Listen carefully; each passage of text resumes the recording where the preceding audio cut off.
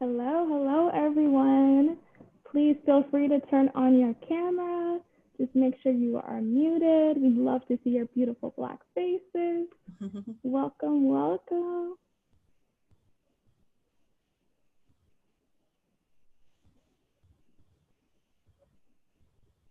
Just allowing people to trickle in.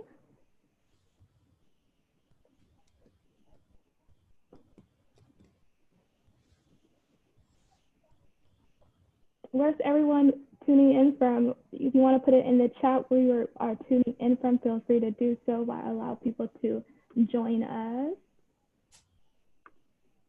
Atlanta, Virginia, Brooklyn, Chicago, Brooklyn, New York, Pittsburgh, Mexico City, Queens, Detroit, North Carolina, Seattle. Okay, all 50 states. Bay Area, yes. Welcome, welcome. Still allowing people in. Don't want anyone to miss any of the gems. Listen, Anjanelli, I want whatever you're eating. Listen, I want to be there for dinner.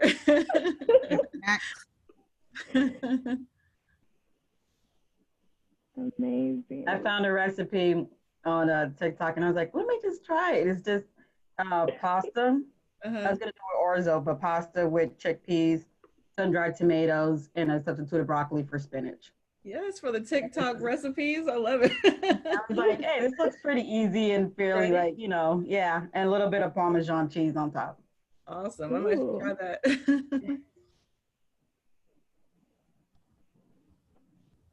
Hello, new faces. Like I said, feel free to turn on your camera. Love to make this as conversational as possible. If you haven't already, drop your city or location.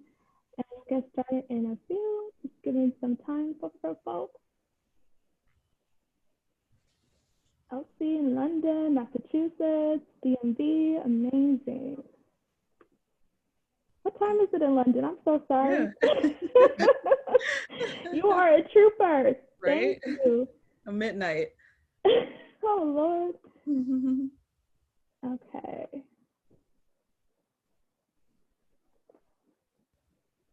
Guys, I don't know if you can hear me, but I can't hear any of you. Oh, no. So I might have to log off and log back on. Okay. Yeah, we can hear you, Audrey. I can hear you. Yeah, I don't hear any sound.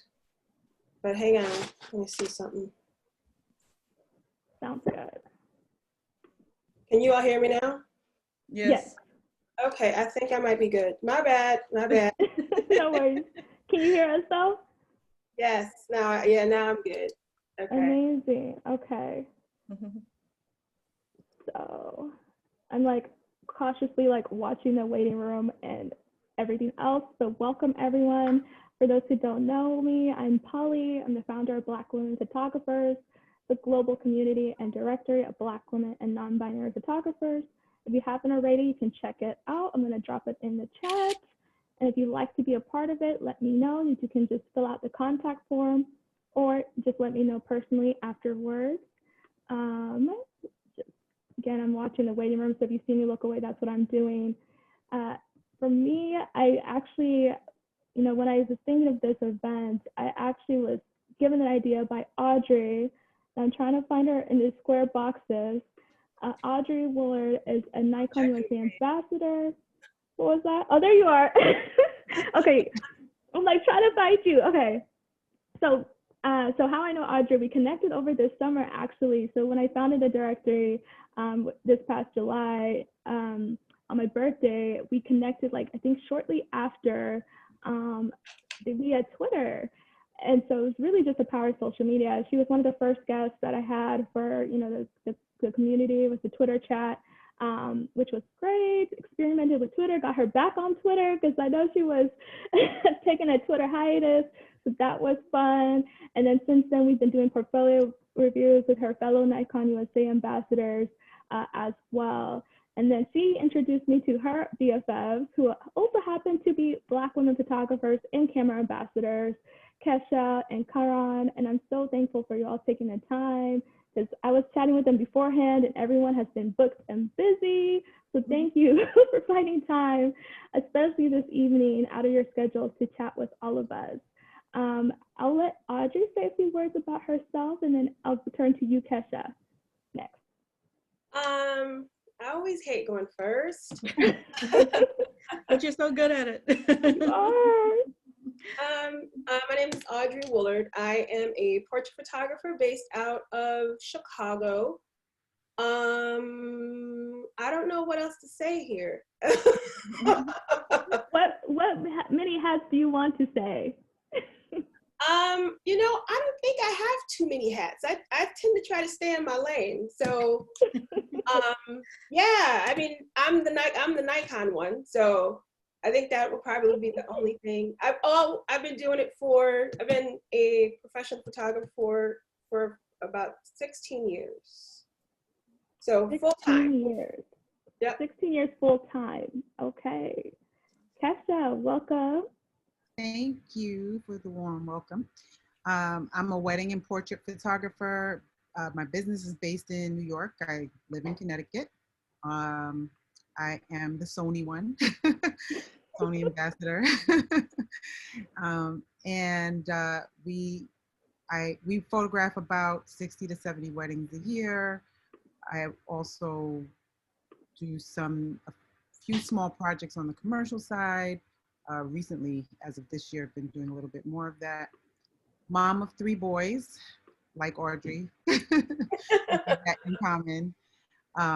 And that's me in a nutshell. I've been full-time, so I'm a lawyer by profession. I have not been practicing for years, but I keep my license active. I've been running my business full-time. This is my 7th year. And I always feel funny about when's the marker for when I started, because I firmly believe in being diversified and I'm Jamaican, so I had mad jobs for a long time. But yeah, I've been full-time in photography for about 7 years now. Amazing, thank you. And Kahran, who is actually a duo, husband-wife duo, which is incredible. Welcome. Thank you. Thank you for having me. I'm Kahran Bethencourt. As she mentioned, I'm one half of Creative Soul Photography. My husband, Reg, and I are both mostly child and portrait photographers. Reg is happy to get the day off today. He's in the other room puppy training. So we actually, even though we photograph a lot of kids, we don't have any children of our own. I say we get to borrow them on the weekends and then send them back home with mom and dad, right? And so we've actually been in business since 2009, so 11 years now. And my background is in computer science and marketing. And so been full-time since 2016. And we are based out of Atlanta, Georgia. Thank you. And if you didn't catch it, she is the Canon one. Yes, sorry. The Canon girl. Okay, so I really want to dive in. We don't have a lot of time because this is something that we could talk about for hours, because all of you do so great work. And so I want to start with a few of the submitted questions. For those who submitted a question ahead of time, thank you so much. And I really want to know, this one is from, let me see, this one is from Tonya. Tonya asked, what led you to become a photographer and how did you settle on your specific photography genre? So I'll let Kesha start with that one. Sure. So I am, in true cliche form, photography was like a hobby for since I was a kid. I was always fascinated with it and liked photographing people. It was like a hobby. During college, I took it a little bit more seriously and started out, that threw me off. I was like, wait, what's that? Did I bump something? Oh Lord, I'm about to share.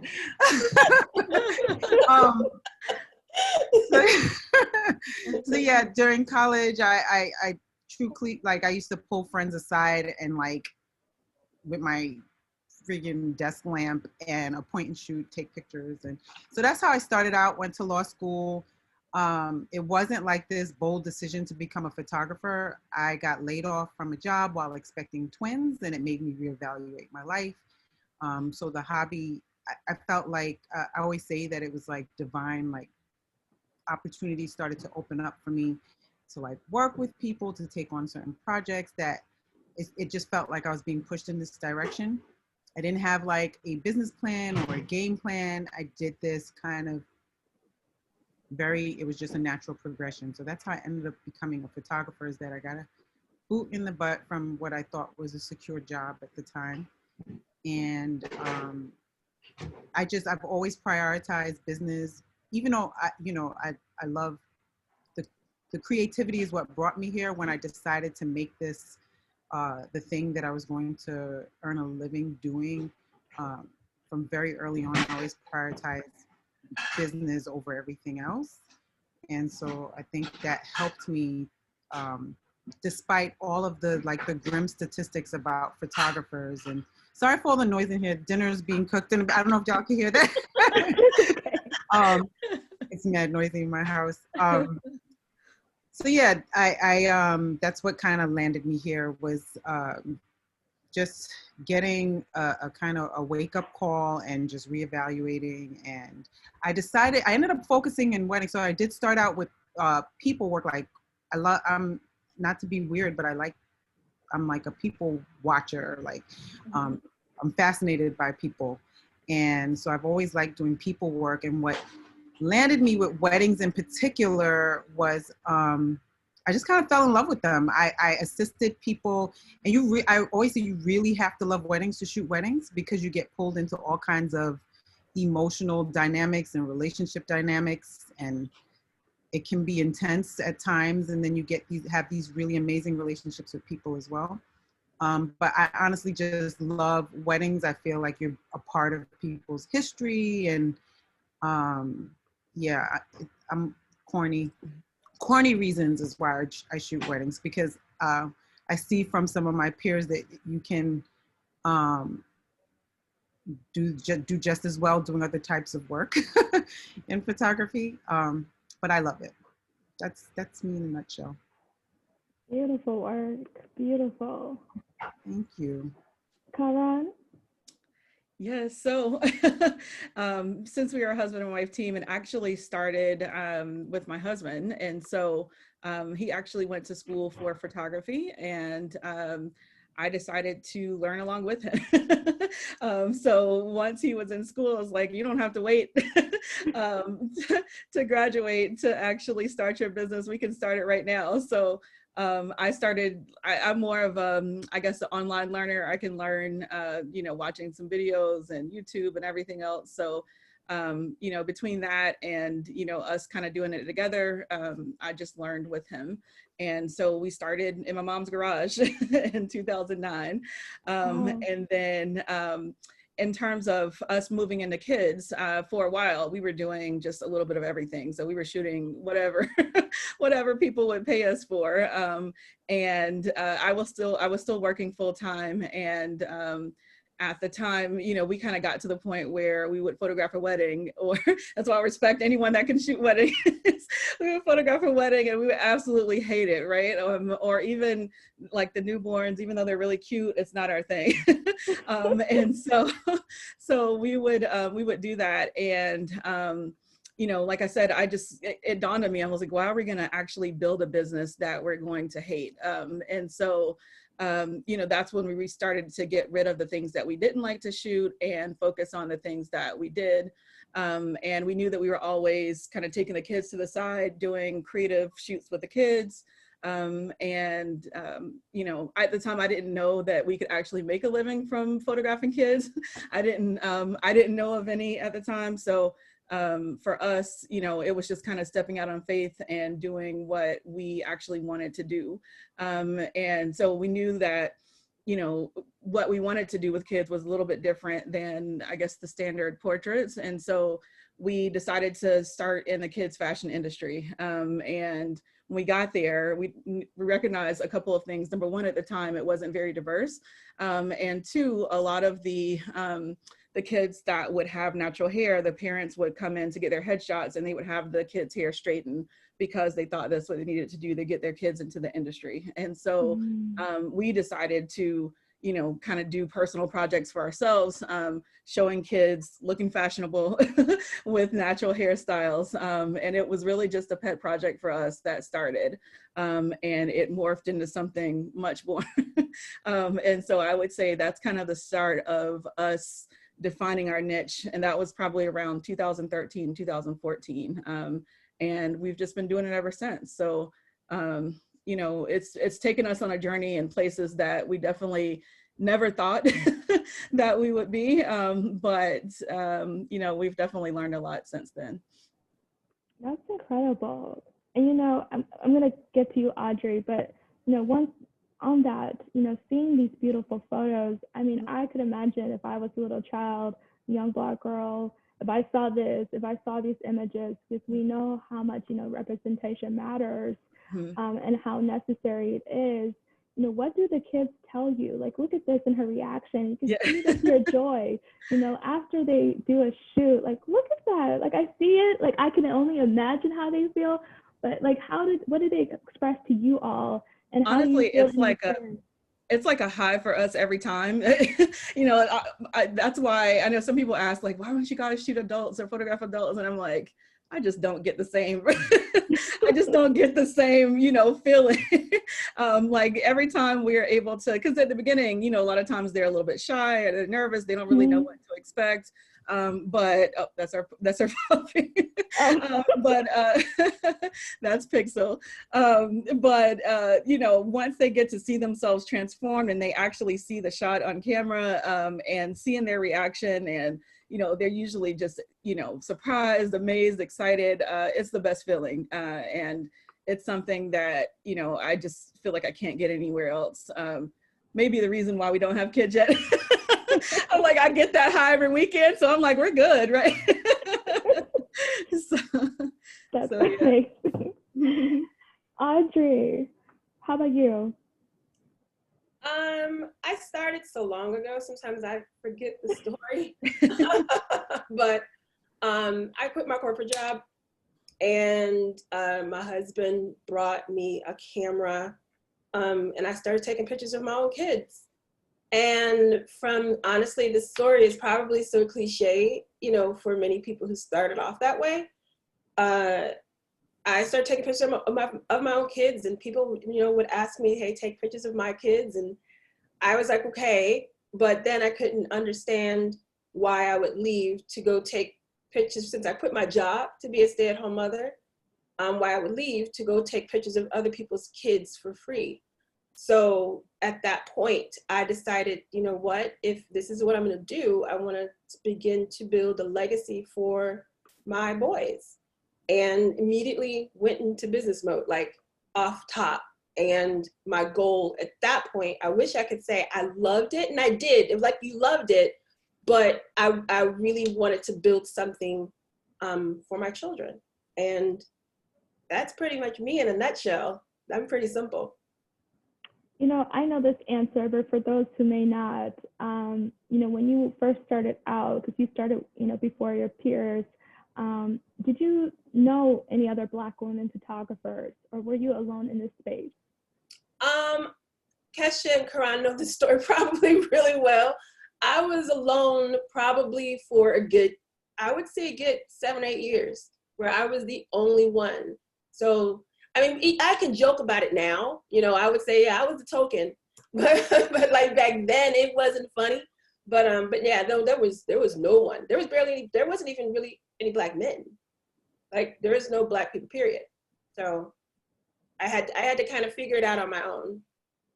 I was gonna say, I remember seeing Audrey at, I think it might have been Imaging years ago when I first started, and I was like, yeah, she was like the only, the only at the time that I saw. I don't think I went back for a while after that. Right. But, no, yeah. I think it's really, we should mention too that, you know, although, you know, Kesha and Kahran and I are up here as ambassadors, we were friends before this. Mm-hmm. Yeah, like, yeah, we were friends. It wasn't like, oh, you're an ambassador, let's be friends. No, this happened way after, to the point was, did you get that call? Right. Yeah, I got that call.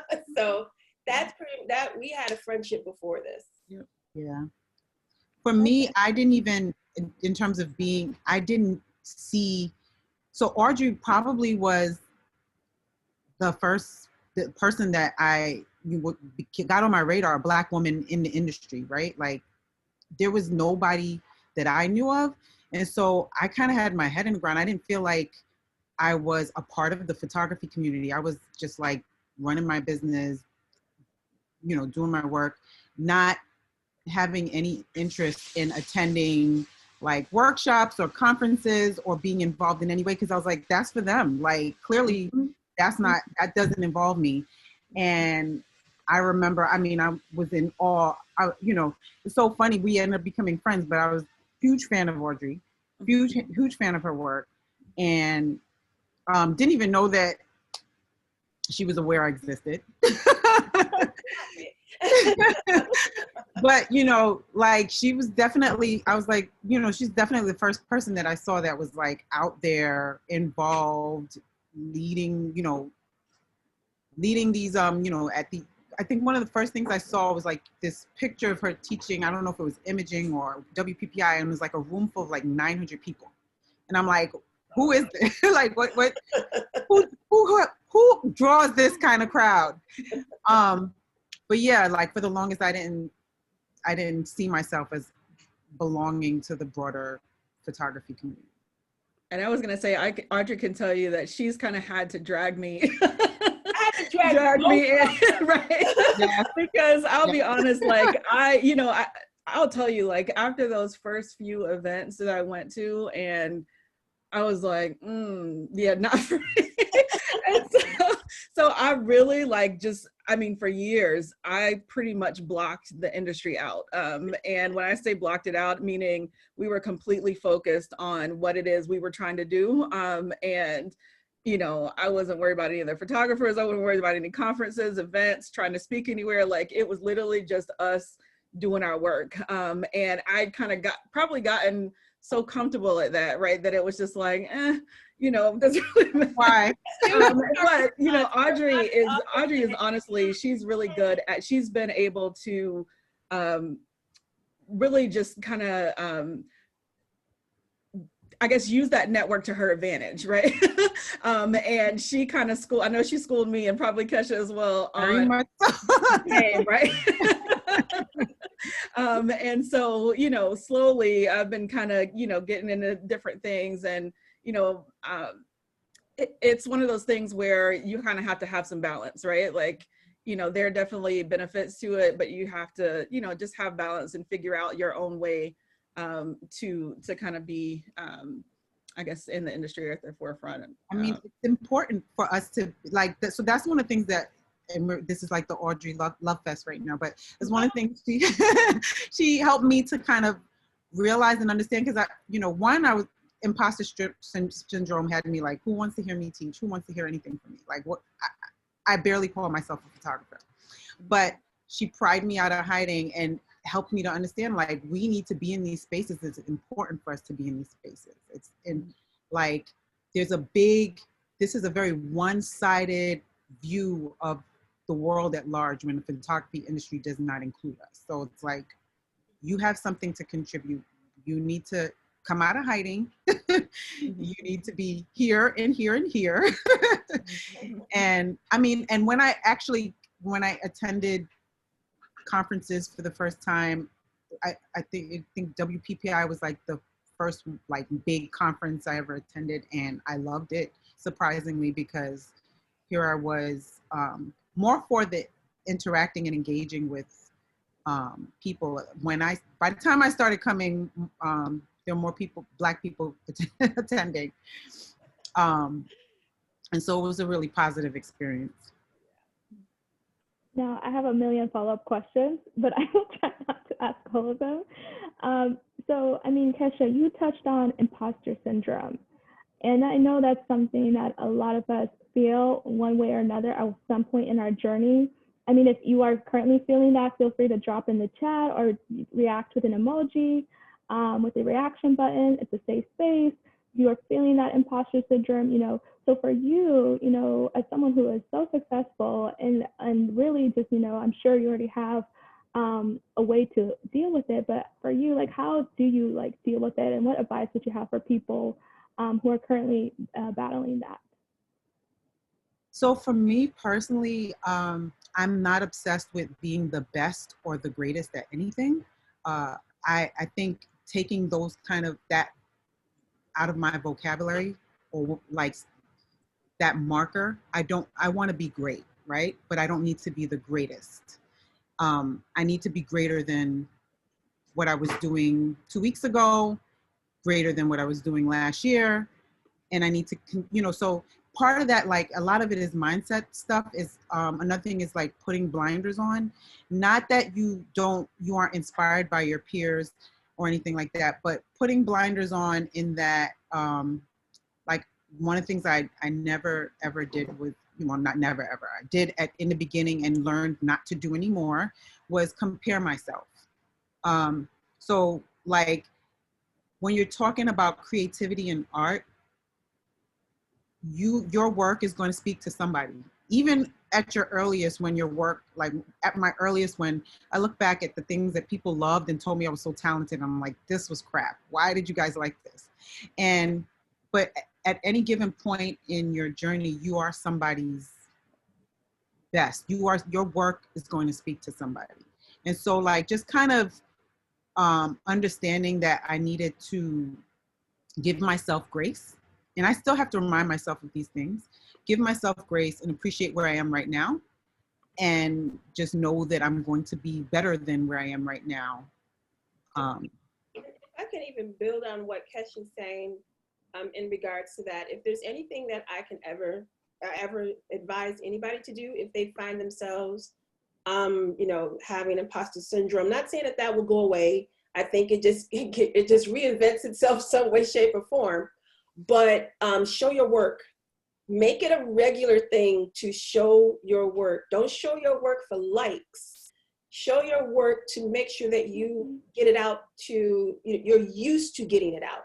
The more that you used to get it out, you start to build and carve your own lane. Your lane is always going to be your lane, period. And just like Kesha said, your work will speak to someone.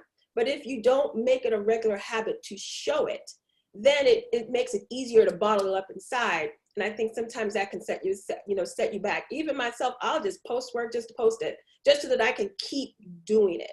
So that would be my biggest advice to you guys, is to always show your work. And then more importantly, you don't know who's watching. So definitely show your work. I was going to say, go ahead. Please go for it.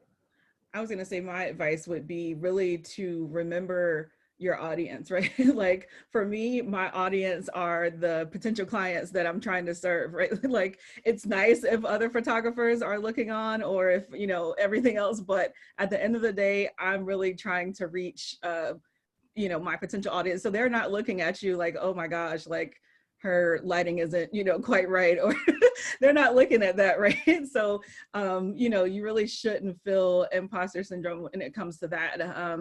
Definitely it's good to get feedback from your peers, but at the end of the day, you are focused on serving, your clients and your audience, and also feeding your own soul. So, I love what Kesha said, just trying to be better than last week. That's pretty much us all the time. So yeah, I definitely just say, really just stay focused on who it is you are marketing to and targeting. Thank you. And can I just add one thing? Mm-hmm. I would say, in that line of like getting feedback from peers, two things. You should once you know that, you should get comfortable that once you put your work out there, you're going to get opinions, and they may be good, and some of them may not be so nice, and be at peace with that. But then the main thing I want to point out is that when you're getting feedback, that you're not getting it from the broader world at large. You should pick your people that who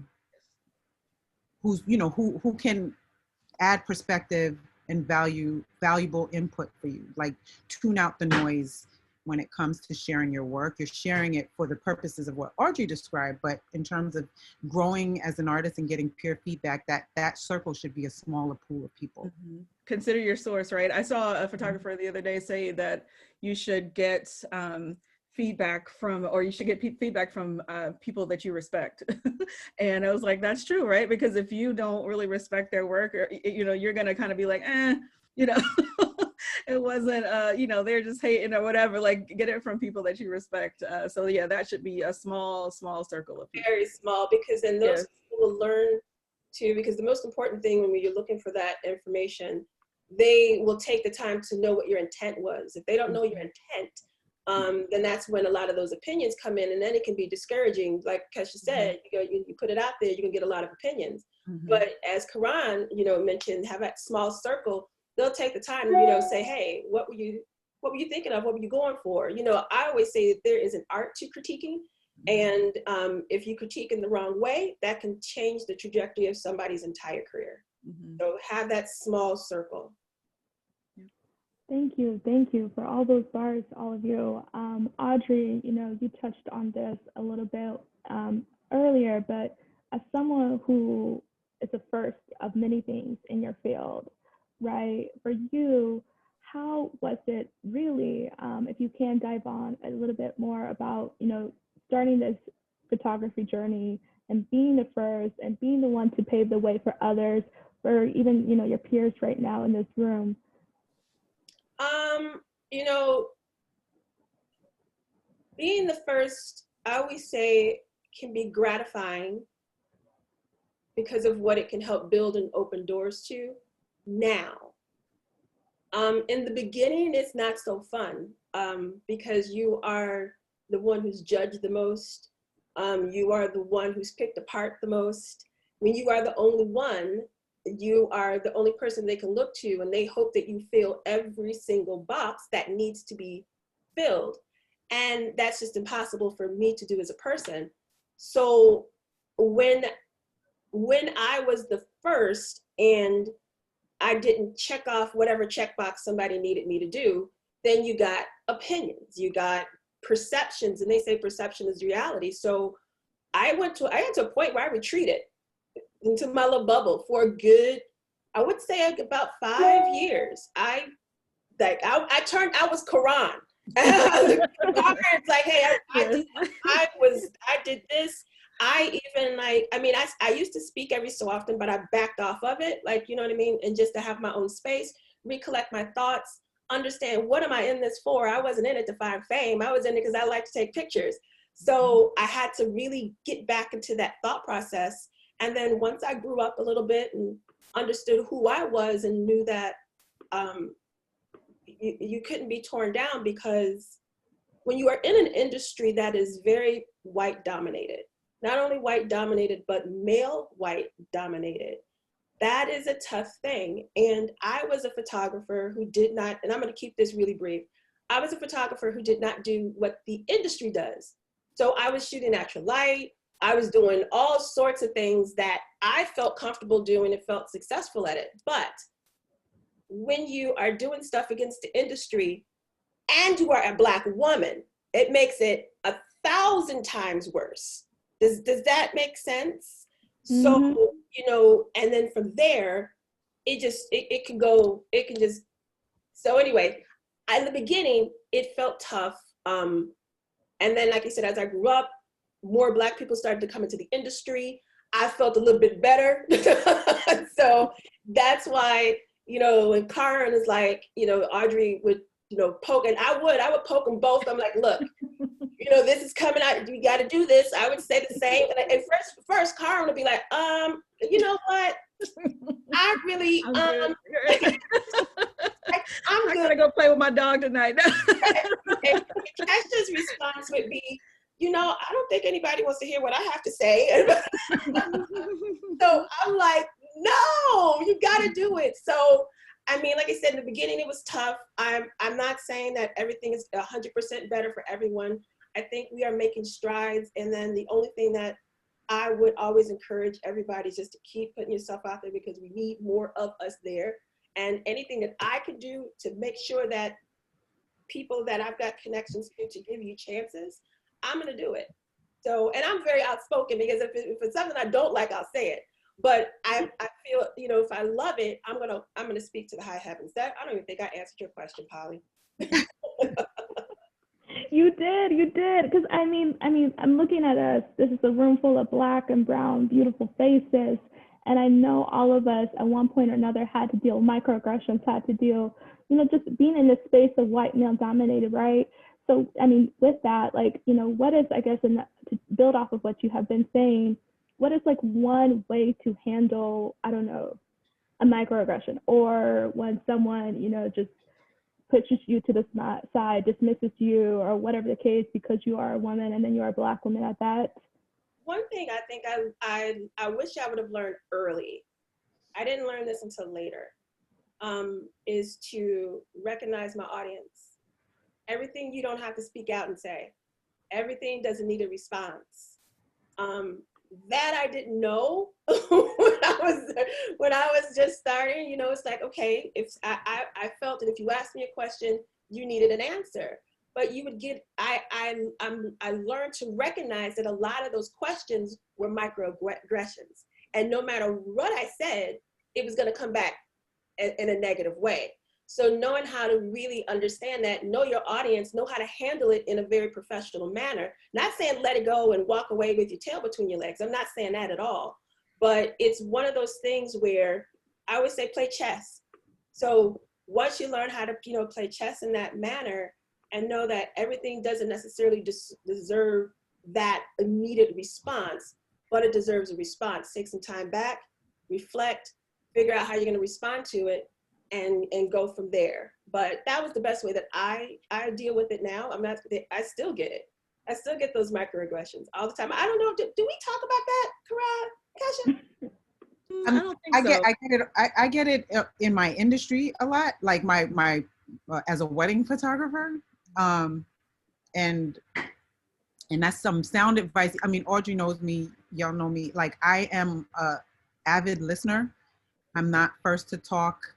When I do, I have receipts, and I have, like, when I do, I've analyzed and I'm like, you know, like, I am not first to talk. So one of the things, and I'm all about, you, like you said, it's like chess, strategically choosing your battles, knowing when and how to fight a battle, because there's more than one way to fight a battle. You can be fought by just being the living proof of what their assumptions were, you know, the opposite of what their assumptions were about you.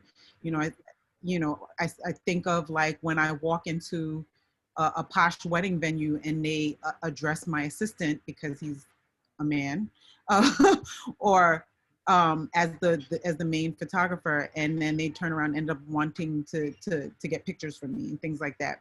You know, I deal with it in the wedding industry and in general. So it's, I think, piggybacking off of what Audrey said, like, knowing how and when to, you know, sometimes I don't have, when someone makes assumptions about me or ask questions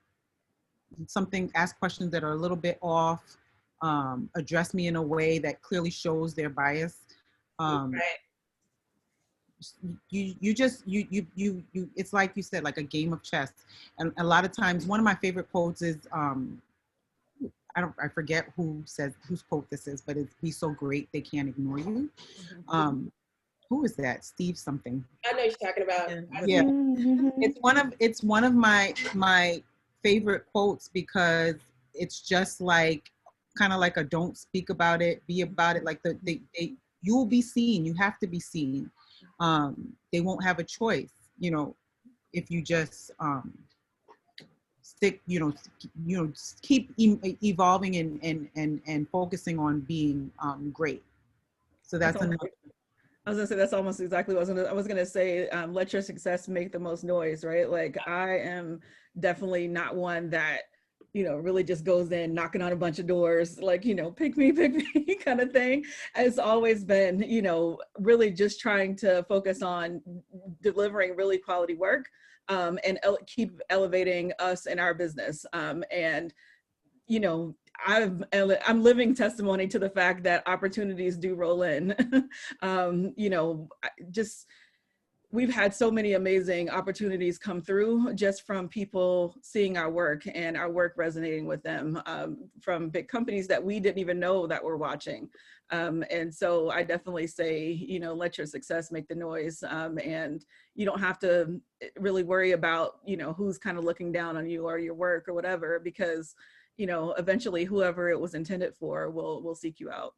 Can I add one last tiny little thing? Okay. Is that I think I think this group that you have here, Polly, is wonderful, and I would really encourage all of you to even make little groups within each other and have people that you can just talk to. Because I mean, Kahran and Kesha and I will say, hey, we got something to say, you know, within the industry. I know I can go to these two, go to our little group chat, and we can have a very nice conversation that will never leave us, like ever. Circle of trust. Yes. So, Make sure it's a trust circle. Yes, that part is important. So having that, people who look like you, people who would go through the same things that you would go through, I think is extremely important. And I mean, like now, not having that in the beginning of my career and having this now is light years away. And I know that I can hit them up and get the exact advice I need from another Black woman photographer. So I think that would say definitely do that. Mm-hmm. Yes, that is very important. One thing I want to, you know, transition to, you all, you know, talked about a little bit about your journey, but how did you turn your photography into a business, right? To actually get the clients, to actually make sure you can be full-time freelance for 8+, 17, 16+ years. How did you get to that turning point where it's actually now, you know, a self-sustaining business? You can start. I'll go first. I mean, but I'll be fast.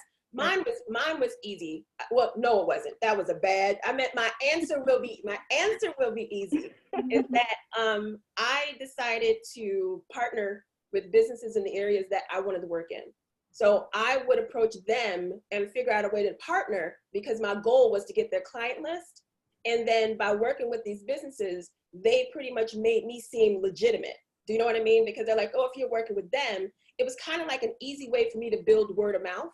So I did that, partnered with about 2 or 3 businesses and came up with different promotions to work. And when I say I did this, I had a point and shoot. So just to tell you like how in the beginning this was, and that grew my business from 0 to 60. So that was really my marketing plan, was to go into the areas that I, you know, where I wanted to work and to get clientele that would pay me the prices that I wanted to be paid. So there was my fast answer. And I was gonna say mine was definitely not so easy. I remember I used to be like, because I worked for almost 7 years full time. A lot of people didn't even know, because we had already grown our business a good bit, but a lot of people didn't even know that I was still working full time. You know, I was in a kind of weird situation because I was kind of at a really good point career-wise in my corporate job, and you know, plus us being a husband and wife team, I was like, oh my gosh, that means I'm going to give up this cushy corporate job. Plus, you know, it's going to have to make enough for the both of us, which was really scary, because I was like, if this fails, then, you know, we're going to be out on the streets, right? So that's why it took me a while to finally build up enough courage to make that leap. I remember, you know, kind of, I think, you know, I remember me sitting in conferences and other things, and, you know, photographers like, oh, I made the jump in 1 year or 2 years. And I'm like, oh my gosh, yeah, that was not me. But I say that to say, you know, everyone has their own journey, right? Like, don't compare yourself to someone else. Just because such and such was able to make the leap in 1 year, you may be in a totally different situation. You know, I really had to look at what was going to be right for us as a couple, because I knew, you know, we needed to be comfortable enough to where we could both make a living, you know, feel comfortable off of the salary. And so yeah, it took me a while to finally get there. I think, honestly, it wasn't even the money that pushed me to finally make the leap. It was, we had really just grown our business so much to the fact that I felt like our dreams were a bit bigger than just the US, and I wanted to be able to travel and do other things. And it wasn't going to work with 10 days of vacation, right? So, I was like, and I was at a point where I had a group that I loved. My boss was really supportive of me. He was just like, listen, I know you're going to leave me at some point, but just let me know in advance, So I was comfortable, but it was just to the point where I was like, okay, this is not going to work with, the things that we really want to do and the way that we really want to propel our business. And so, I knew that it was time for us to make that jump. Thank you. Kesha? For me, so I mentioned that I prioritized business when I realized that I was doing this. I prioritized business, and what I meant by that is that I started thinking of the area of focus in terms of numbers and math. Like, how big is this industry? How many people get married? How many people? What's the larger pool of people that need these types of services in my area? Oh, okay, that's a lot of people. So I started working out how many I needed to get. And then in terms of finding them, I realized that for people work, at least for all work actually, because even I don't market myself as for doing commercial photography work or corporate work, and yet I get some of that kind of work as well. And I realized very early on that my greatest driving force is going to be people. And when you think about your referral network, it has to be a quality relationship. It's like dating. It's like you can't just make an acquaintance and be calling in favors or asking them to refer you or recommend you. Like when I think about I feel like the women on this panel have, and Audrey, my and a couple of the women have been very key in a lot of my successes as it comes to the education side. But that came from an authentic friendship, an authentic relationship. I think a lot of times when you have like an authentic relationship with people, they're invested in seeing you succeed. So like some of the earliest people that were poured into my business were friends, family, people I went to school with. And it wasn't just I was intentional about getting those people on board. And by intention, I wasn't just reaching out like, hey, can you ask all your friends to like my page, or can you share this promotion I'm doing? That was a part of it. But a big part of it was like actually breaking bread with people, investing time and interest and energy in people, like caring about them too. Like some of the wedding vendors, like my biggest referral sources are people and other wedding vendors. One of my closest friends is a bridal designer. And that's an authentic friendship. And it just so happens that it has these friendships and these relationships can also be beneficial to your business. So like that's been a big area of focus for me, is like, one, figuring out what's the numbers I need to do. And in terms of finding the people, the best place to find the people are from your relationships. I was going to say, yeah, basically, if I look at my earlier work, I would say most of my work was my coworkers, friends, and my coworkers' kids and families. I think I photographed like all of my coworkers' families and friends. So that was really kind of the start of us building our network. And then, they would tell a friend, and, or their family members would see it, and we just kind of grew from there. I originally started with family, but you know how it is, you can only do so much with family. But after that, I extended it to, just coworkers. And honestly, part of it for me, being somewhat of an introvert, is that it was people that I was comfortable with, that I knew, right? And so I felt like, especially in the beginning, I was a little bit nervous. I didn't feel so nervous being around complete strangers. It was people that I knew about already. And I want to add too that another part of like the growing your business is that you have to have work that makes people want to come back. And if you have the type of work where somebody looks at it and, and I'm not saying that it has to be this exceptional thing, but it has to be something that your audience wants, so that they not only want to come back, but they're excited about it. So they need to feel good, like client experience and the product that you give them. They need to feel good when they work with you and leave happy. So you have to know how to work with people, not work people, but that has been like a major key for me, honestly, like that, you know, just having a strong word of mouth about how people feel when they work with me.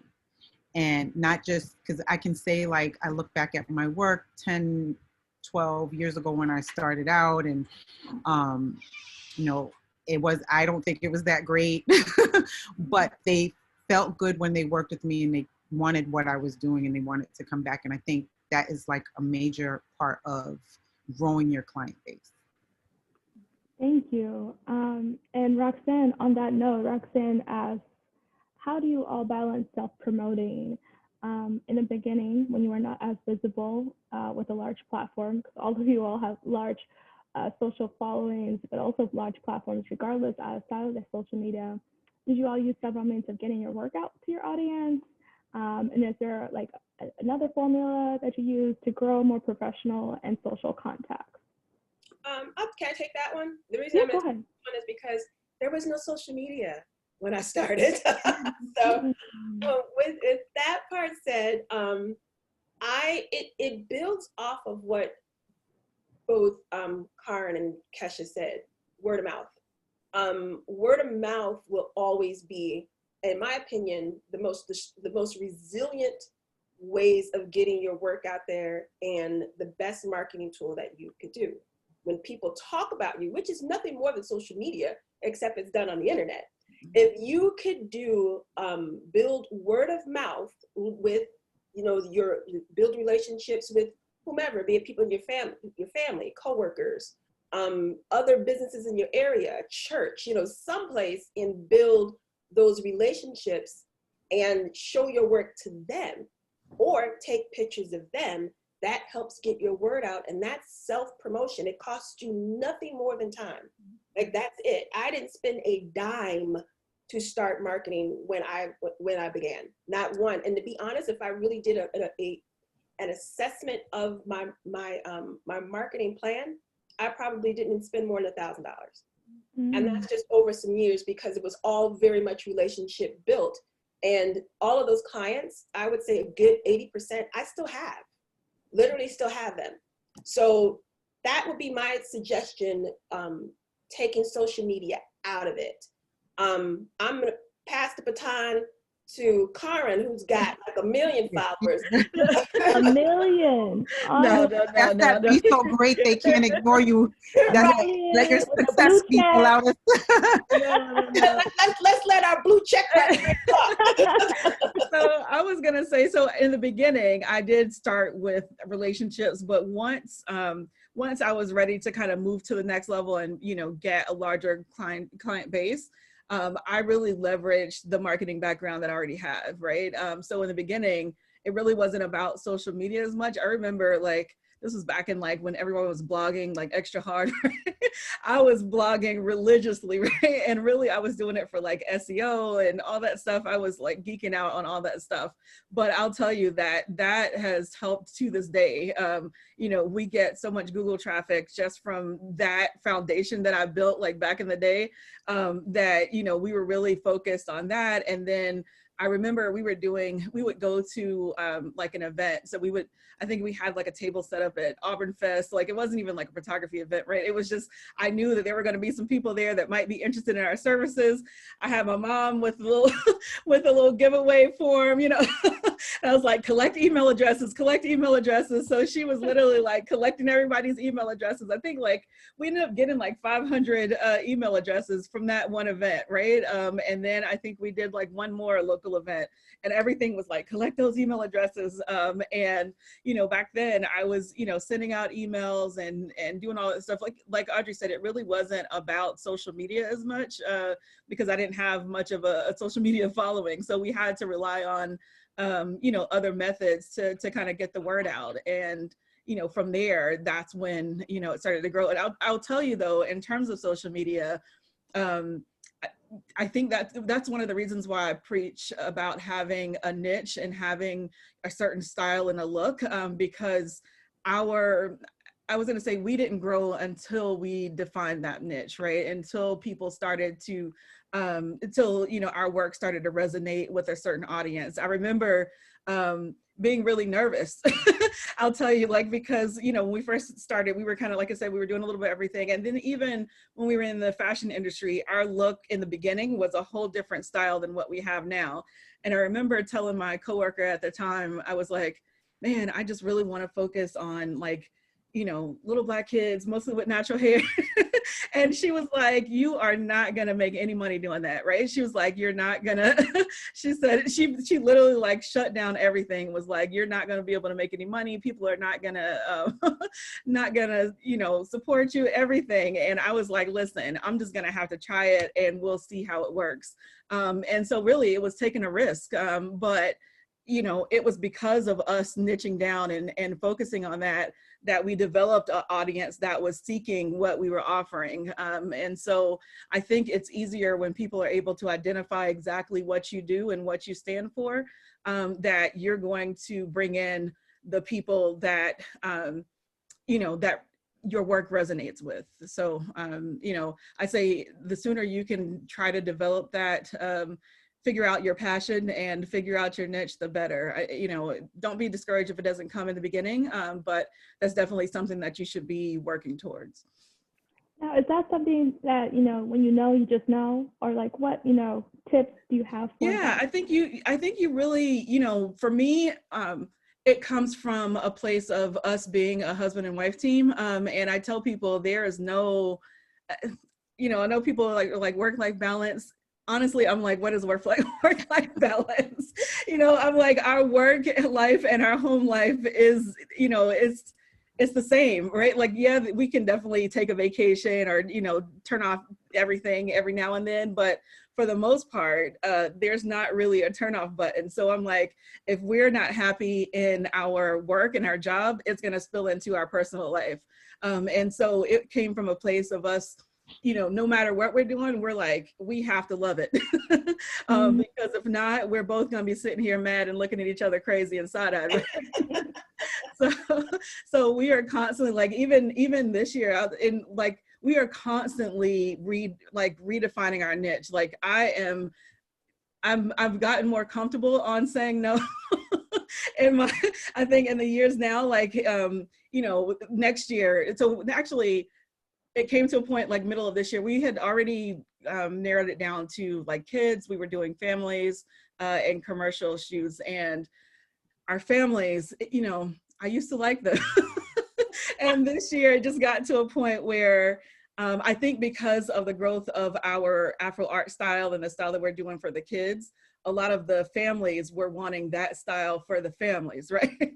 And imagine trying to do all of that for a family of 5, like it's a whole day ordeal, right? And so I completely like shut it off. I was like, we're not doing families anymore. And it's just, you know, that it is what it is. And, you know, honestly, we're constantly just redefining what it is. Next year, we may do only for ages 4 to 12. I find that I'm not really big on teens. And so, you know, we're constantly redefining what it is that's making us happy at the moment. And if it doesn't, we're shutting it off. And so that's really how we how we operate. I think you know what your niche is because it's the thing that you like get most excited about, and it's the thing that you end up doing, that you end up wowing your own self. Because so if you're like if you anything like me, or if you suffer from imposter syndrome, I'm a tough critic of my own work. I can always find a million things that I could have did differently, right? But when it comes to certain things, it's like you get excited about it and you're like, whoa, I did that. That's where you start to discover what your thing is, I think. Can I say one more thing with that? One thing that I realized was that when you do that, like everything just falls into place, right? Like, I don't know if you ever have those shoots where you're like, man, I'm just nailing everything. Everything is just working together. Like, I feel like it's like that when we are working with, you know, the subjects that we want to work with, the age range, everything else, like not just me, but my team, like everyone is just, everything is falling into place. And that's how I know, like, that's our thing, right? Like we can do it comfortably and it doesn't feel like a job. Yes. And, you know, one thing you all have touched on is, you know, clients, people, they like to work with people they like. right? They like you all, and that's, you know, that's how you be, you know, have that continuing relationship. That's how you have those returning clients, et cetera, et cetera. You know, with that said, when it comes to promoting yourself, how do you balance the fact, okay, promoting, like, for example, with your Instagram, Kahran, you know, it's a lot of followers, but how do you show that personal side of you and your husband where people can get to know you all and actually like you guys and, you know, keep coming back, right? How do you have that balance on social and just personally? I'm so glad you asked that question, because that was so hard for me. Like I'm like the photographer that if I could just be behind the camera all the time and you never see my face, like I'm good. Like I do not want any kind of, like, you know, I've just never been that way. Like I wanted us to kind of remain private and everything else. I'll tell you what has been the best thing for us has been Insta stories. And it's been because, you know, I'm like, I can just share little snippets behind the scenes, goes away the next day. I don't have to worry about it being like a professional shot or anything like that. And our audience can also, because honestly, our audience, they do love it when we share a little behind the scenes. Like today, shared a picture of Pixel snuggled up with Reg's shoes, right? But, you know, it's little things like that that I can just share, little moments that I want to share, and not feel like, you know, it's such a task to where we always have to be on our feed promoting ourselves or showing us, you know, I don't know. So I kind of do it that way. I do it with behind the scene, you know, certain behind the scene moments, that kind of thing. I know some photographers feel comfortable being the face of the brand and they want to be, you know, on their page. That's not really my style. So really you have to kind of figure out your comfort level, and what makes you comfortable as a photographer. I know that our clients, they really do want to know who you are as a person, and they want to feel like they can, you know, they're connected with you in some way. So for me, you know, that's just been the best way to do it. And, you know, a lot of times it gets me, it gives me a way to kind of interact with them too. You know, they all know about Pixel and her love of Reg and everything else. So it gives me an opportunity to interact with them as well. I love that. Kesha, Audrey, any tips on how to share those snippets? So I think there's a couple of places, couple of ways. Instagram has all these areas. You should be using all of them. I've recently learned that. So you should be, to the extent that you can, the little shortcuts, I forget what you call them, that are on the top of the Instagram page. Oh, the highlights? Yeah, the highlights. You know, I have a tab for anything that somebody might potentially be interested in. And one of the tabs is like a behind the scenes. You can set up the tabs. You control the narrative. You get to curate. So if you don't love being, because if you look at my Instagram feed, it's mostly my work, and every now and again I'll pop a picture of something about myself in it. I'm similar to Kahran. I don't like to be in front of the lens. Oh my God. The very mention of it makes me gag. No. So yeah, but you get to control how much of yourself you share. And one thing I don't, sorry, I never like to feel like I'm being sold to. And so that's my one little thing. And I think that resonates. I think that works for my business and works for me. That when I do share, it's not salesy. It's not book me. It's not, you know, it's just a peek at what's going on. And so you can, I mean, and that's not to say there's anything wrong with taking that approach. I think for people work, the type of work I do, the approach that I take about not being salesy or too commercialized and pulling people into what's going on is a good approach. And so that's what I do. Every now and again, I'll pop in and share something, and then I share only what I feel comfortable with. I love that. Boundaries. Yes. You know, I'm still not good at it. I'm very much a woman of mystery. Mostly because, you know, when I started, there was no social media. So jumping into that never made sense to me. And it still doesn't. And I think the way my brand is, I think, is a lot separate than my actual personality. So to bring my personality into a brand that was already established and built would just seem weird to my followings. So, I mean, Kahran and Kesha know how I am. I mean, if you just looked at my brand, no one would even assume that I would joke as much as I joke, as silly as I am, because the brand kind of doesn't say that. So I don't. Like, you'll catch me in a picture maybe on their stories, but no. I'll give you guys another tip. Just for behind the scenes are the reels, the Instagram reels. Now I haven't done the TikTok thing yet. I don't think I can do it. Reels, I'm kind of slowly dipping my toes in. I'm not quite there yet. But I'll tell you, I actually just booked a photographer next week for our personal shoots from finding her through reels. And what did it for me was she had like these tips. She was basically showing how she's like directing her clients. And I know I'm so awkward in front of the camera. Like I need someone, like I've had photographers before, they're like, do your thing. Like, no, I need you to tell me exactly what to do. And so I really liked like how she was like directing, and then she was showing the shots, and yeah, like, and then I happened to click on her page and I was like, wait, she's here in Atlanta. So I booked her. You know what? I forgot about this. So Kesha, I'm gonna put you on the spot. She tried to take my picture, and I know she was like, oh my God. Kesha's like, okay, can you just put your head down like this? Oh, but that doesn't, so what I am an over director. So like I direct people down to the fingertips because I'm used to couples being in front of my lens with nervous energy. Yeah. I mean, I'm really great. That's one of my strong suits, is like pulling what I need out of people in terms of their body language and their interaction. But let me be on the other side of the lens, and I'm that I need you to tell me what to do. And I will attest to that, because I've had people take my picture before, and that will never see the light of day. I did put Kesha's up. I posted it because I did like. You're right. Look, I need to make a trip to New York, because yes, I need you to pose me down to the fingertips. Okay? Now, so you guys, to transition, this event is called A Night with Black Women Camera Ambassadors. So I'd be remiss not to ask how you all got to that point of being an ambassador.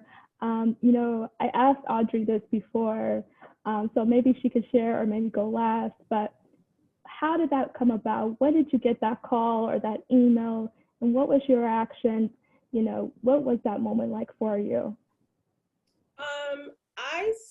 I started speaking with Nikon back in 2018. And that came about from one of they have this, what do you call it? They call them NPS, so the people that would help you fix your camera, something was wrong, you know, blah, blah, blah.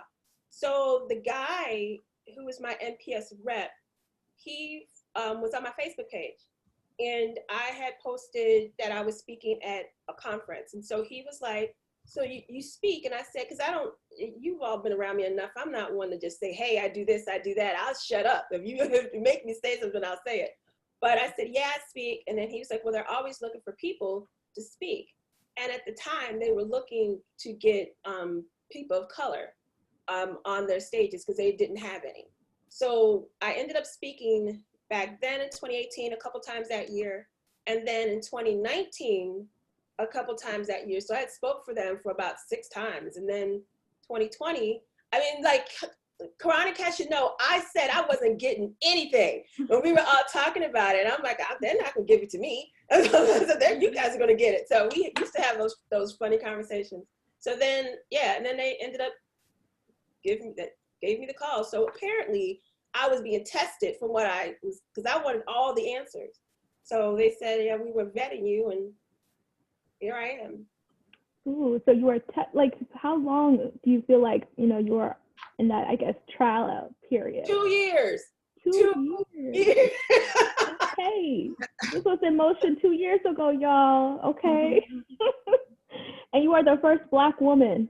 No, for Nikon. For Nikon. Is the first Black woman Yes. camera ambassador overall. For Nikon. First for Nikon, the only one for Nikon. Do you feel, I know you kind of touched about this, you know, while being a first, but do you feel that sense of, you know, pressure or like, you know, to be in this role, being the first? You know what? Honestly, no. I'm gonna tell you why.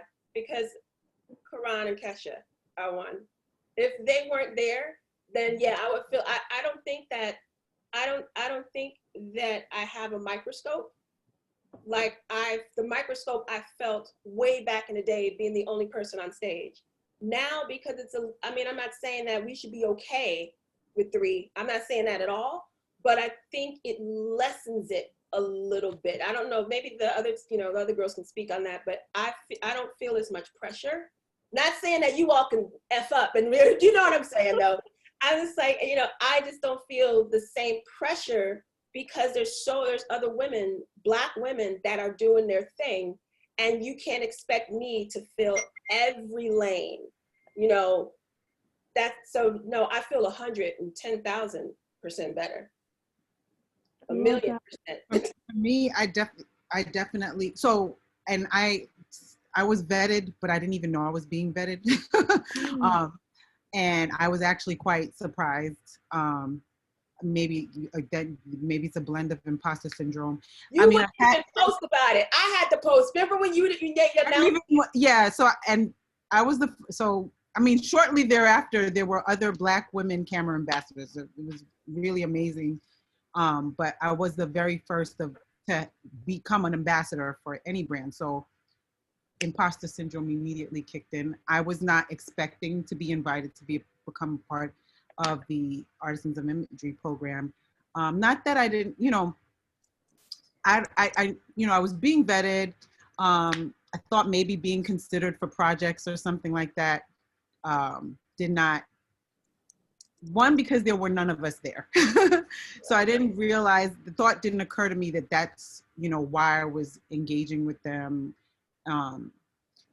And when I did join the program, a panic came over me. Like, I don't want to mess up because I don't want to embarrass us. You know, like I had a, you know, close friend or two, Audrey included, one of my girls, she's not even in the photography industry, who had to like give me a, you know, quick slap, like, you belong at any table you've been invited to sit at. You belong there, you earned it. And she kind of brought me back to reality. Audrey did as well. But so there's that element, because we deserve to be in these spaces, but our voices matter, our work is important. But there's this, because there, you know, I mean, now there are more. There's more than the 3 of us, actually. I think every camera brand has a Black woman ambassador now. Oh, right? Yeah, Fuji, yeah. Mm-hmm. He does as well. Sony has 2. And so I think, though, when you're in a space when you're the only, or you're one of few, there's this, for me at least, there's this sense of, I want to represent us, because I don't want I want this for this to set the tone for what we have to offer in these spaces, so that, you know, when I'm not doing this, or not even when I'm like, so that we get more. We want more of this. Mm-hmm.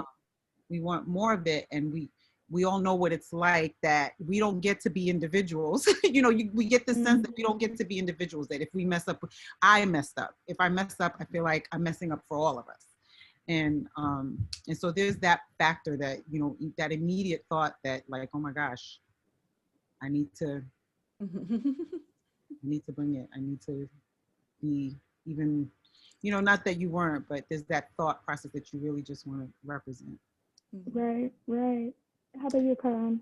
Yeah, so definitely surprised. I actually got a call from Terrell Lloyd, who was the first, I think he was the first, was he the first?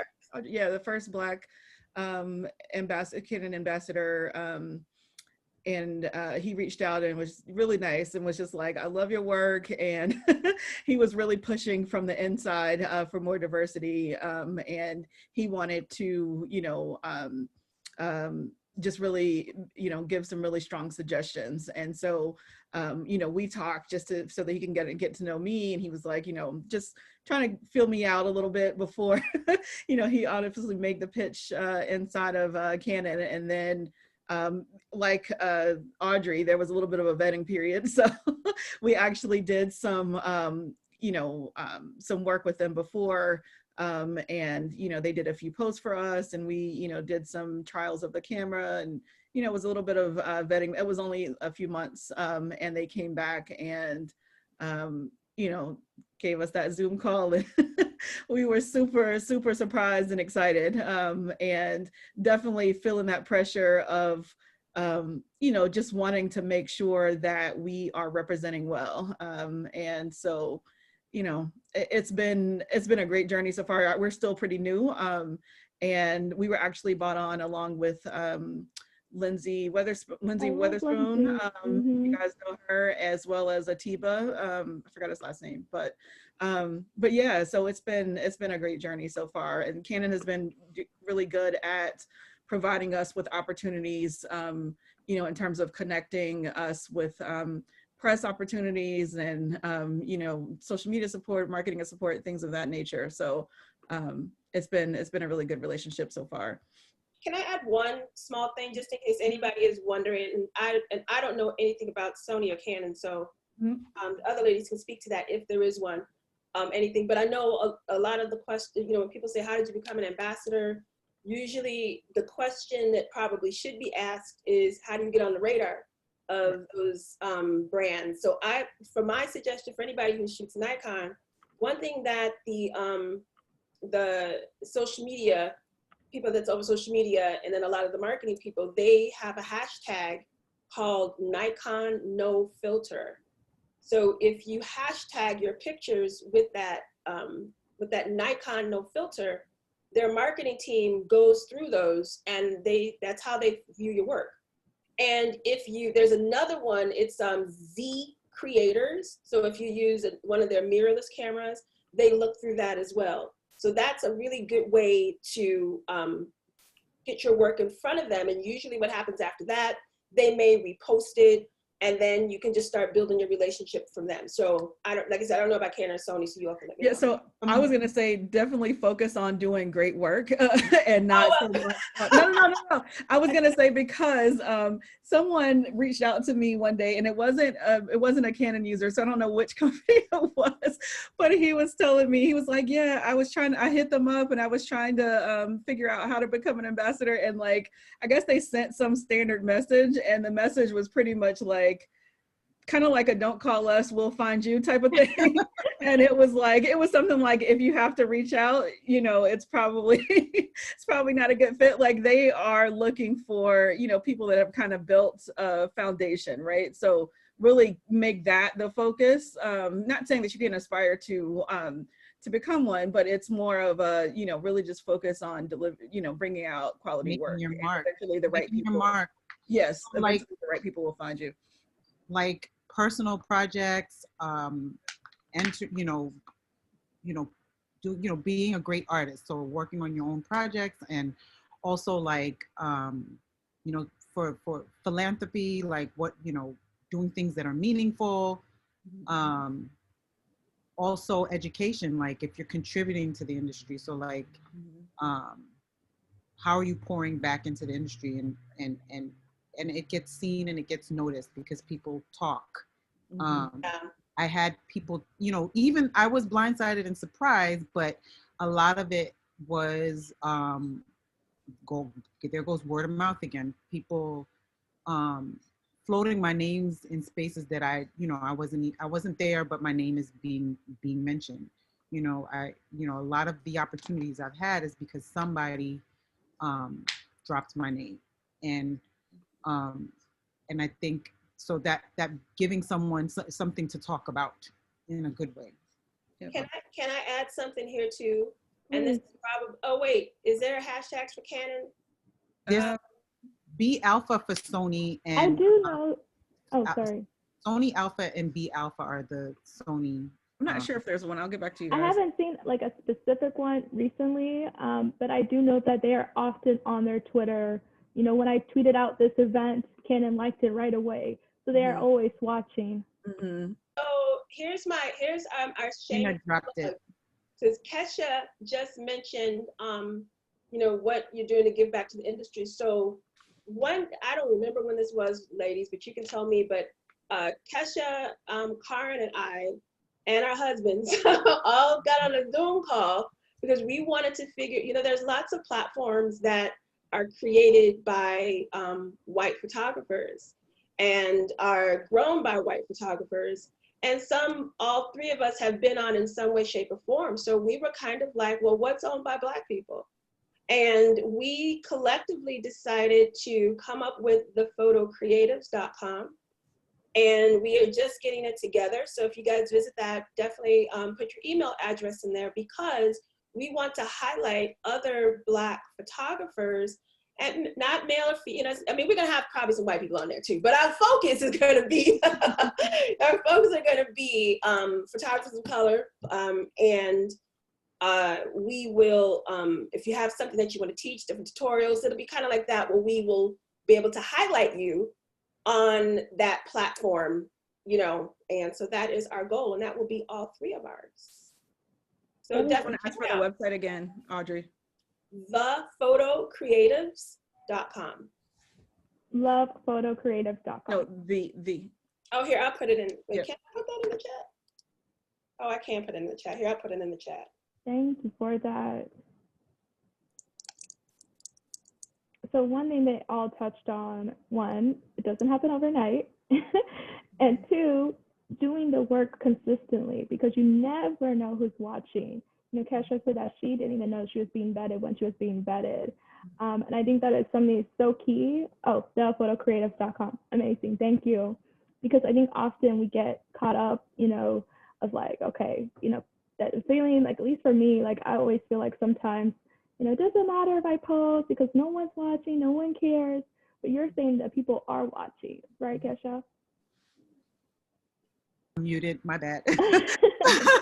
Yes, people are. I mean, that goes for everything. Like when you work, how many times have you gotten a job from, like, you're shooting a session outside and somebody's like, hey, do you have a card? So, like, you know, when you not that you should be working with the view in mind that people are watching me, but when you do something and it becomes loud, people will notice.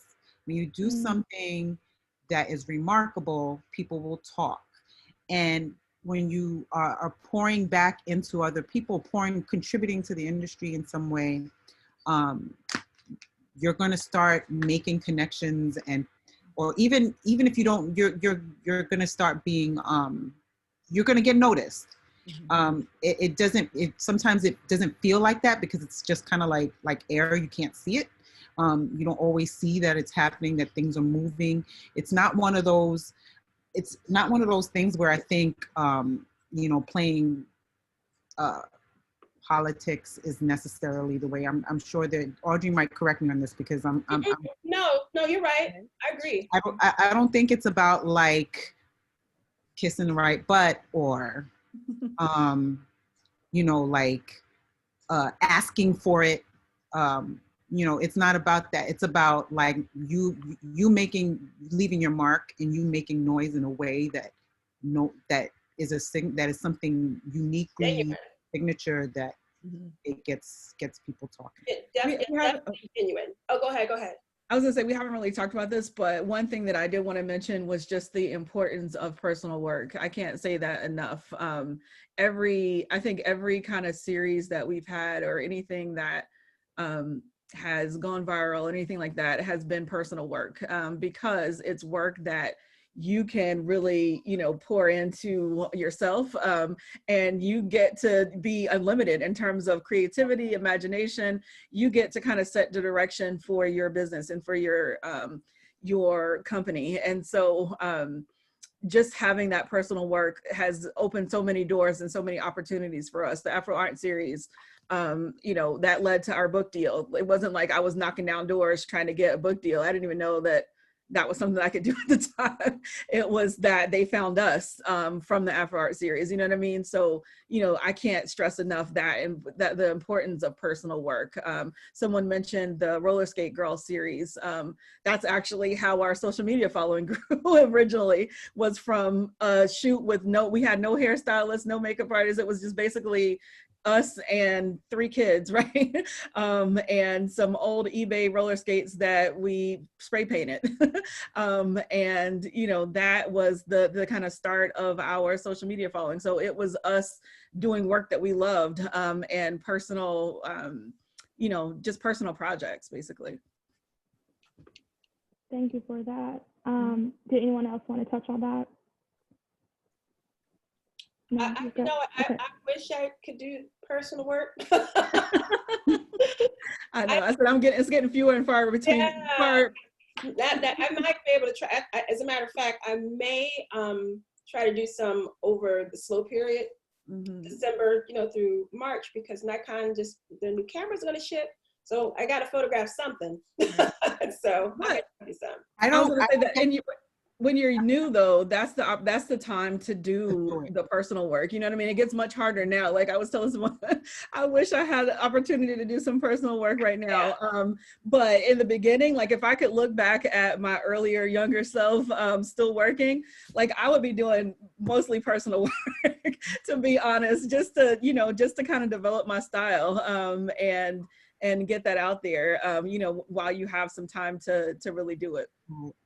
Yeah, I was gonna say, I mean, we're in a very, very busy, I have a very busy life, but I still, and one of the things that I've been wanting to do is like a series, but even though I haven't been able to like carve out time or stick to something, I still do personal projects. I have like a girlfriend, a friend of mine that whenever we collaborate on and do things together, just to do it, the bridal designer friend, we will do a shoot together just to do it. And when I do some of the work that I'm most proud of is from that scenario where we're just getting together to do something for ourselves without having to please somebody or make somebody happy. It's important to do that, because that's the space where you get to push yourself. Yeah. And I feel like it doesn't always have to be like a full series. It could just be like a couple of shots, or even Kesha, I don't know if this was personal work or not, but I remember the one that you just showed with the girl with the braids or the ponytails, and you were like, you had people in it. Like to me, that's like, you know, I love that. I went out and got me some braiding hair. Right. That picture. Right, but I love that, and I feel like that was, you know, doing something a little bit different, yeah, and stepping out of the box, right?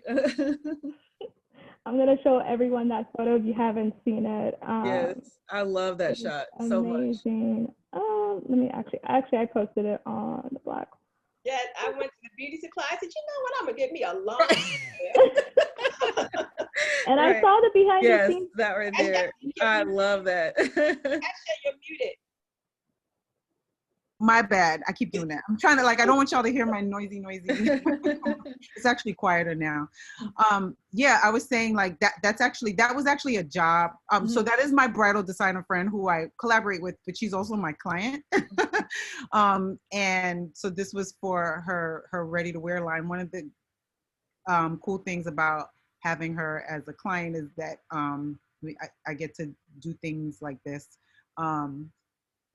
You know, she really needed some standard shots, but I get to do stuff like this too. I love that so much. If you guys, I just watched Kesha's tutorial on Audrey's virtual photo. What is it? Virtual photo conference. Yes. Conference. Yeah, sorry. And she literally had 2 people, one person on one side with one braid and the other person with the other braid. Yeah. Like, I might have to do that one day. Listen, I got 4 packs of hair. I can say that one. So that one was a hairstylist. It was WP. My first time going to WPPI, I made literally a 7-foot long ponytail. So and I'm not a hairstylist. I don't know what I'm doing. I made a 7-foot long ponytail and attached it to this and I'm holding a ponytail and I had somebody else whipping. Right. I'm gonna tell you, I will definitely ask for extra hands. I was holding it so it leads out from the camera, and I had somebody else whipping her dress behind her. Yeah, you don't even have to be working with me. If you happen to be around while I'm shooting, I will ask you to help me do something. Like I'm about to show it now for everyone. Oh yes, good.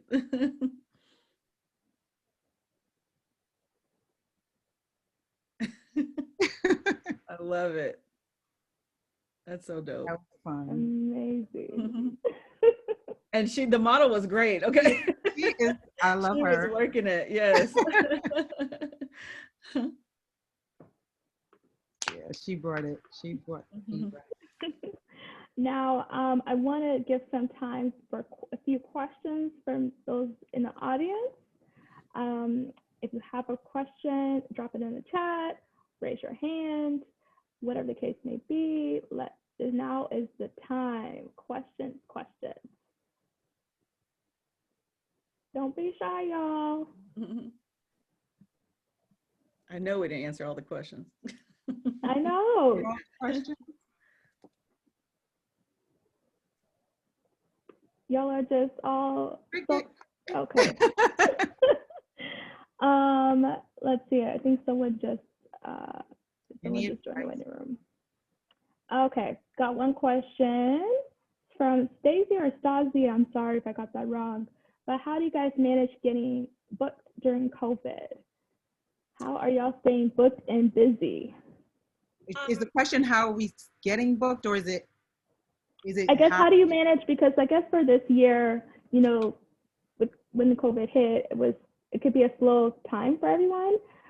Business slows down. You have to figure out how do you pivot. How have you been able to pivot and still do the work? Still have your business stay afloat during this time.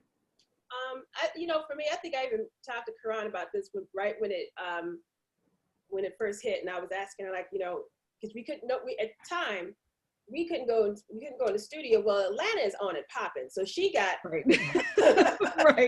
she got up before we did. But the rules because I'm in Chicago, and the rules were at the time you had to be outside. You couldn't photograph inside at all.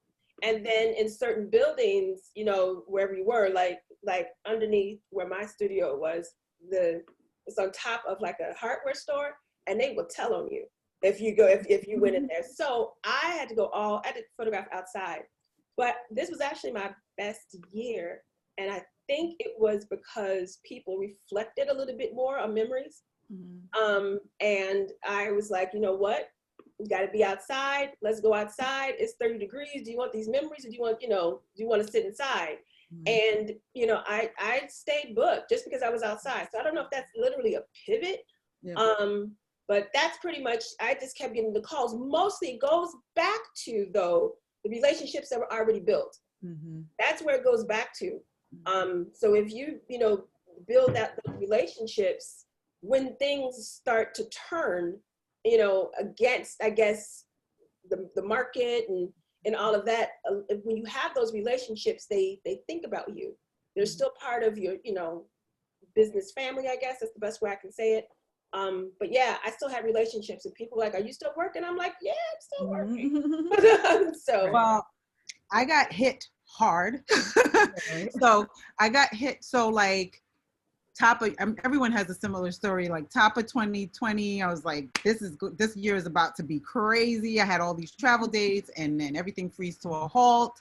People, the postponements are rough for a wedding photographer. Postponements and cancellations are rough for a wedding photographer, because now money that I would have been making in 2021, I'm relocating 2020 money into 2021 and tying up spaces. So it was like, there was a period where it was like, everything froze to a halt.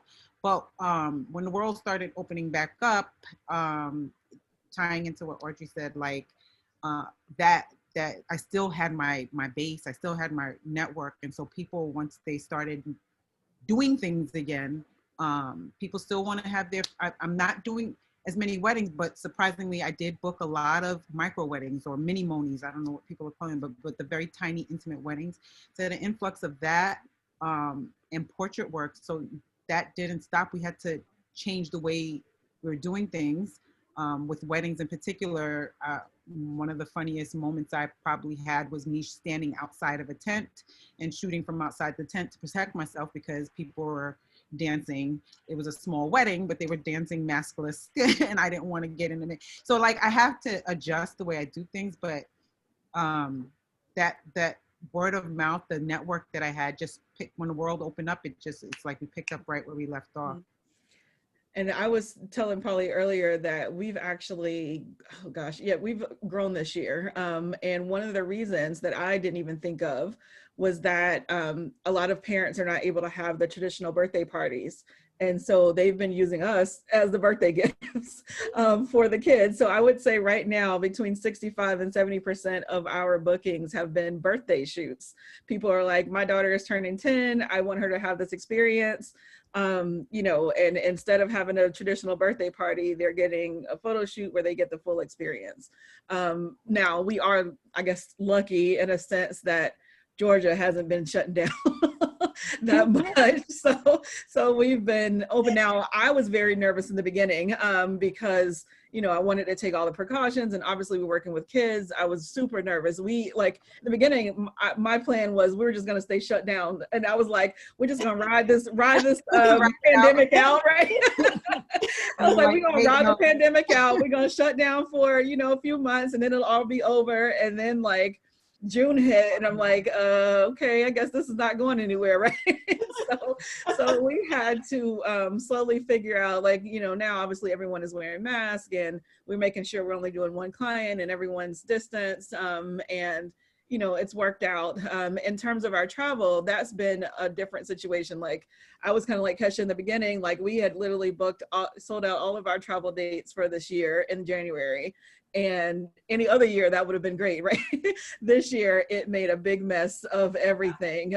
We did do some of our dates that we could drive to or get to easily, and then the other ones we had to postpone. Luckily, a lot of the clients, they want this shoot and they want this opportunity. So I think we only had maybe 4 or 5 cancellations out of 10 different cities. And so we've been, it's really about, having those relationships already. And luckily, most clients have been understanding that, we're in a pandemic and things have to be, maneuvered if we need to. And hopefully next year we'll be able to, get in the swing of things a little bit easier.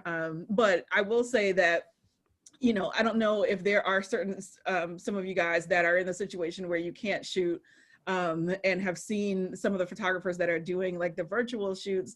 I actually just tried some last week. I don't know if you guys have tried any of those FaceTime shoots or anything like that. But there have been some photographers that have made some, at least some extra money on the side doing that. I actually had to try it there's a new app called CLOS, it's CLOS, and it allows you to capture, I guess, it says high res, I would say higher res images on your phone. So basically if you set it up and as well as video, so you can set it up when you're in and the client has it, you invite them to the room and then you're able to capture it like you would through FaceTime. So that is an option as well if you are in a situation where you just can't shoot at all. So I'll put that in the chat as well. Thank you so much. Okay, that's in the chat. And I dropped some free resources that were shared in the Slack community. One was Nikon is offering their classes for free during this holiday season. The other is Sony is having this free creatives event this weekend, I believe. Oh yes, you guys, I'll be there, sorry. And you'll be there, yes. I'm on the lineup. Why didn't I remember? So I dropped that in the chat. It's not too late to register for that free Saturday and Sunday. Yes, and you'll see Kesha again. How did I miss? That's a problem when you're booked and busy. So one question we have in the chat is, there are some folks who are based internationally. I believe one person was in London. for those who are internationally, you know, what advice do you have for them to attract, you know, clients or to build, you know, these relationships you're speaking of, you know, to get on a brand's radar? This applies to them as well. The same, I would say the same principles apply no matter where you are. It's like knowing, you know, whatever your goals are, knowing who's operating in those spaces. And in the same principles of like kind of doing the work, focusing on doing really great, you know, leaving your mark, but also in terms of taking the approach to build authentic relationships. And it starts by tapping into your own network, your coworkers, everybody. Like I have a really great, you know, a really strong network. And I find there's a clientele, my clientele, I have like, I'll give you an example. So I have a sect of clientele that is like they're Greek. Like I have a lot of I'll have like a lot of Howard University alum as clients. Like your client base grows within the people that you have relationships with, and they become very supportive and invested and loyal in seeing you succeed. So the same principles would apply. Like it starts with your own network, and then it leads out to you investing real time and interest in people. So it's not just, hey, can I treat you to coffee? Can we have a conversation? And like, it's, you know, just imagine, you know, you might be receptive to it, but think of it as if somebody's trying to get your interest and trying to date you, what would work, you know? And it seems like a weird analogy, but what would work? What would resonate with you? Like, are you gonna give energy to somebody who seems self-serving, to be self-interested? Are you going to, or people more likely to pour into you if you are genuinely trying to make a connection? That's the best way I could put it. Thank you. Anybody else want to build off of that? The only thing I was going to say is also, I think she asked also about getting on the radars. I know that most of the sites do have like international pages as well. So like Canon UK, Canon Canada, things of that nature. So you may want to look into the local pages as well. I agree. Yeah, that's good. Another question that we had in the chat, I think was, sorry, I keep seeing the comments. Aisha, I hope I said your name right, I'm sorry. We're going into a new year. This is the last month of 2020. What words of encouragement do you have for all of us women in that room? It's a good one.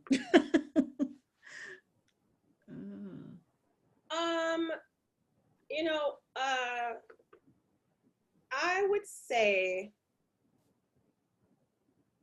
know, I would say first and foremost, always be yourself. And let that be from a business perspective and from your work perspective. I think when you grow off of that base of being yourself, you can do nothing but grow in a lane of authenticity, which will always serve you very well from when you start your career until you get to the top of your game. If you are authentic, people will notice. And I think also in this world of social media, it's very easy to notice when you're not. So that would be my best encouragement, is to just be yourself. You cannot go wrong when you are. And if I can figure out something else, then I'll add it. I'll add one. So could you repeat the question? It was word of encouragement for 2021? Yes. I'll say two words. One is, this too shall pass. Oh, that was for 2021. Oh, man. No, I think, you know, take each day at a time and take peace in knowing that this is this is a chapter. It is not the chapter, and that we're moving through it. And many of the people who you might see have enjoying certain successes, or people who reach a certain goal, have powered through, weathered through things like this. In fact, we're all weathering, in different ways, we're all weathering through some things under similar circumstances. We're experiencing it differently. So knowing that this is, we're passing through, we're not parked. And so that would be my encouragement to you, is that if, you know, there's anything challenging you're facing, or if you're just simply not where you want to be yet, you're going to get there. You're just, this is a part of the journey. And one thing I say often, another thing that I say often, and I firmly believe in, is spend time, get comfortable with messing up, embrace it. It's the path to doing really, really great things. Don't, you know, spend some time in 2021 getting out of your own way and pushing yourself to do something uncomfortable, and be okay with missing the mark and messing up, because that's going to propel you forward. I need daily affirmations from Kesha starting today. Thank you so much for that. I can add one thing for 2021, since I completely misunderstood the question. Take lots of pictures. Don't use every opportunity to pull your camera out. If you are taking pictures of the plant on your table, take lots of pictures. It will do nothing but help you fine tune your craft. Mm-hmm. Yes. And one question I had for you, one final question, and this is for anyone, but I know because Kahran, you've talked about how you do personal projects already. One of your personal projects got you a book deal.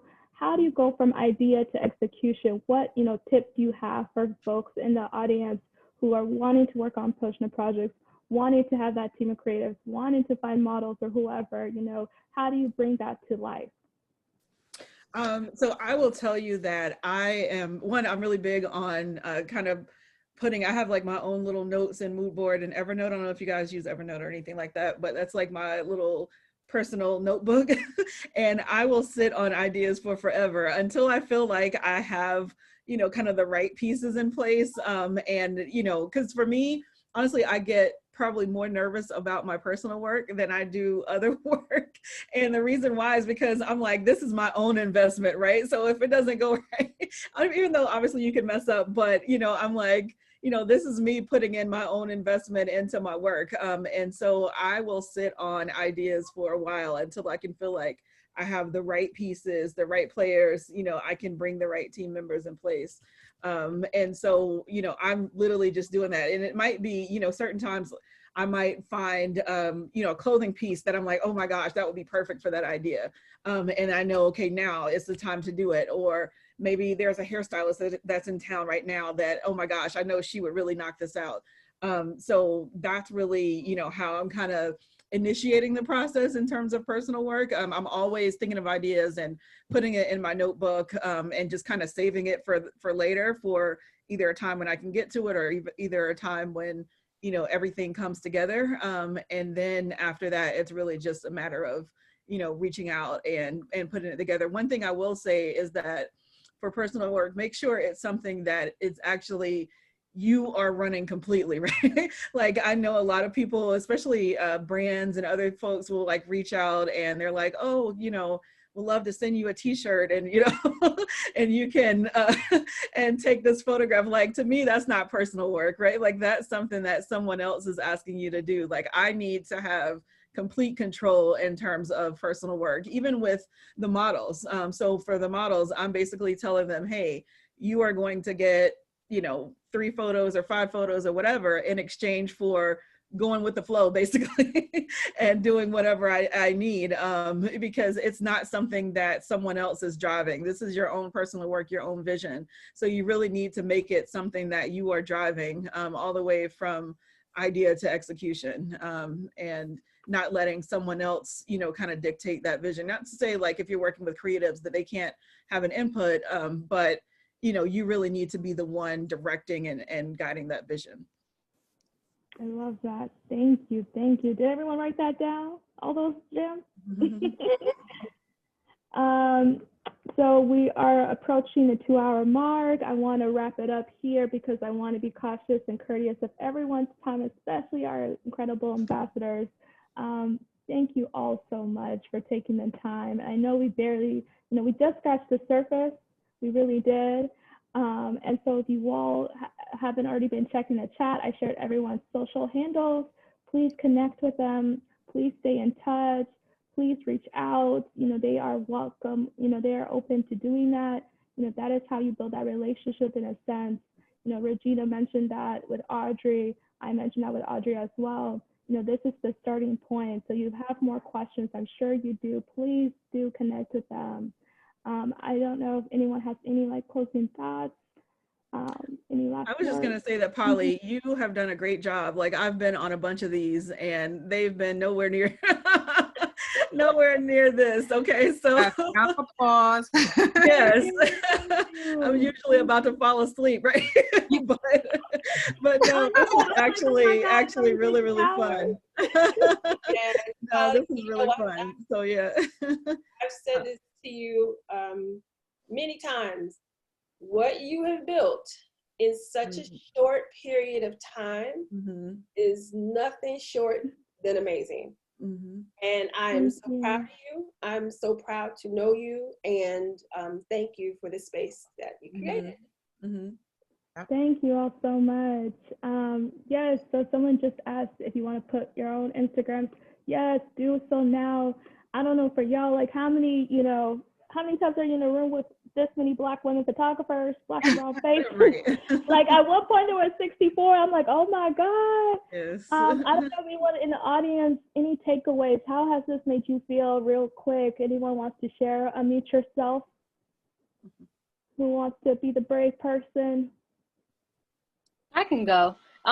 So our name is Jewel. I'm from Chicago. I might be the youngest one in the room. I'm 18, but this was very, very insightful. I've had my company for 2 years, so I'm very grateful to, even hear this amazing information from you all. So I greatly appreciate it. Thank you. That's awesome that you're even here. Right? You're ahead of the curve. Leap rounds ahead of us. Yes. Starting. Amazing. Nice to meet you. That's amazing. I just want to say hi. My name is Anjanelli, and because I follow Polly, I forgot how I stumbled upon her over the summertime. But I've met so many great women photographers, Black photographers at that I would have never ever met or listened to ever. I don't think So I just want to say thank you. And Kesha, were you on Lovey's podcast? I wasn't on her podcast.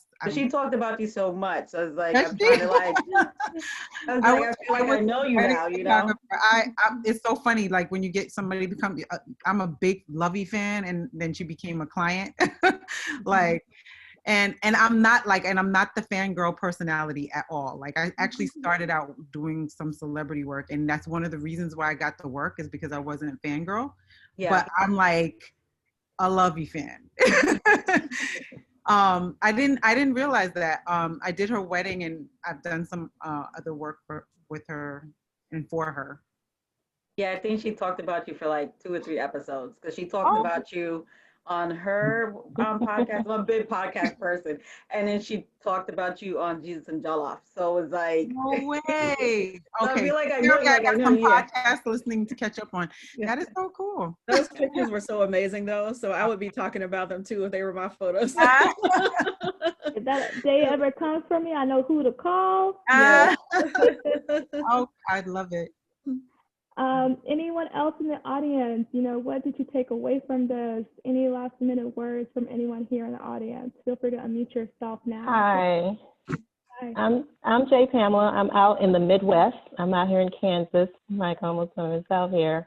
But I have a full-time job, and so I'm doing this as passion pleasing. And so I think it's been very good for me to see me reflected, right? And building the confidence, because I'm an analytical person. I have an accounting degree, so I have this other side, right? And so just to think about, okay, how can I really do this? Can I consistently do this? Can I produce something, right, that someone really likes.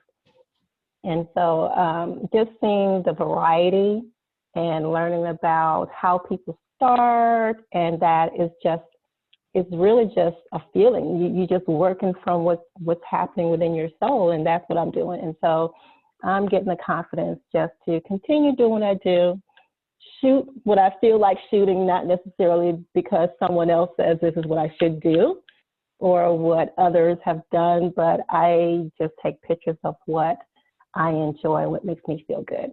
And so just doing these and continue to listen to these gives me the confidence just to continue to walk my path. Oh, that's beautiful. Nice to meet you.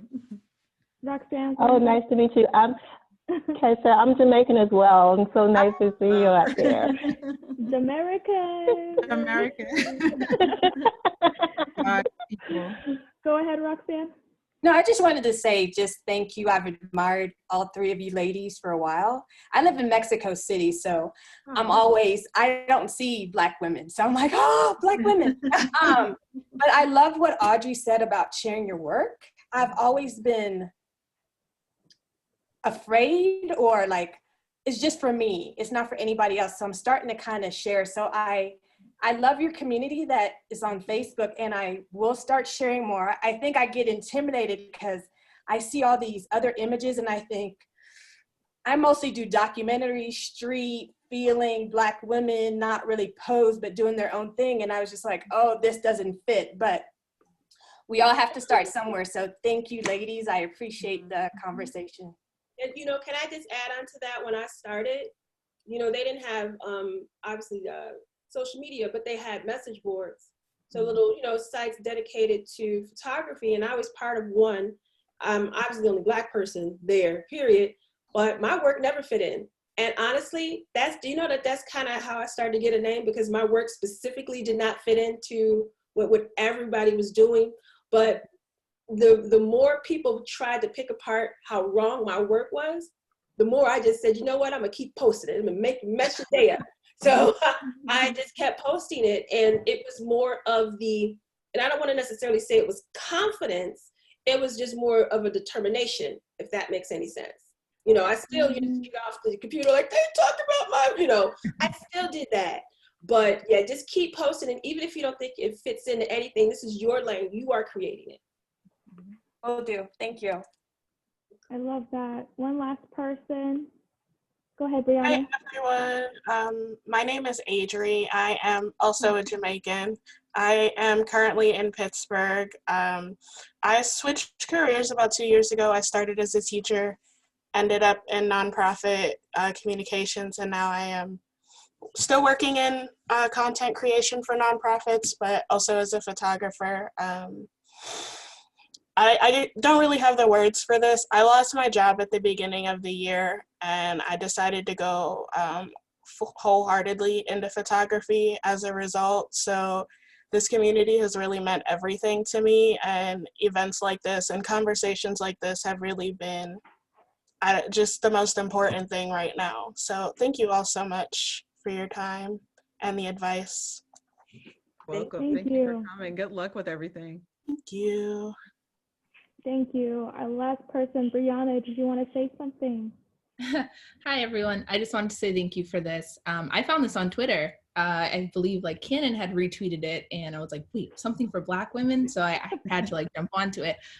In my role, I work in advertising. I'm a product photographer and a beauty photographer, and I'm always surrounded by white men. So I'm usually the token Black woman in a room when we're going over creative briefs and stuff like that. So this was really something that I definitely needed, and it was awesome. So thank you. Thank you so much. And thank you everyone who took the time, 2 hours of your night on a Thursday. It's been a long week, and I know people hate Zoom, so thank you so much, especially those who shared their faces the whole time. I appreciate y'all we weren't just looking at Black squares, okay? So thank you all so much. If you haven't already, drop your Instagram, your Twitter. I'm gonna create a spreadsheet and share it with all the attendees. If you had friends who missed this is recorded for just us, for those who missed it. So let me know, and I can send an internal link for them. Our amazing ambassadors. Thank you, thank you, thank you, thank you so much. Kesha, Kahran, Audrey, we truly appreciate you. I mean, look at all these faces, and I know all of us are leaving inspired. I know I am, because like when I started this month, like on December 1st, I was like, okay, new month, clean slate, I got this. And I felt the pressure of, ending the year strong, but I'm like, you know what, it's okay to rest. It's okay to take it one day at a time. I mean, my first day of December was trash, and now like this just like sparked a new fire in me. So thank you so much. I don't know, again, if anyone has any other closing words, our ambassadors, any last words before I actually end this.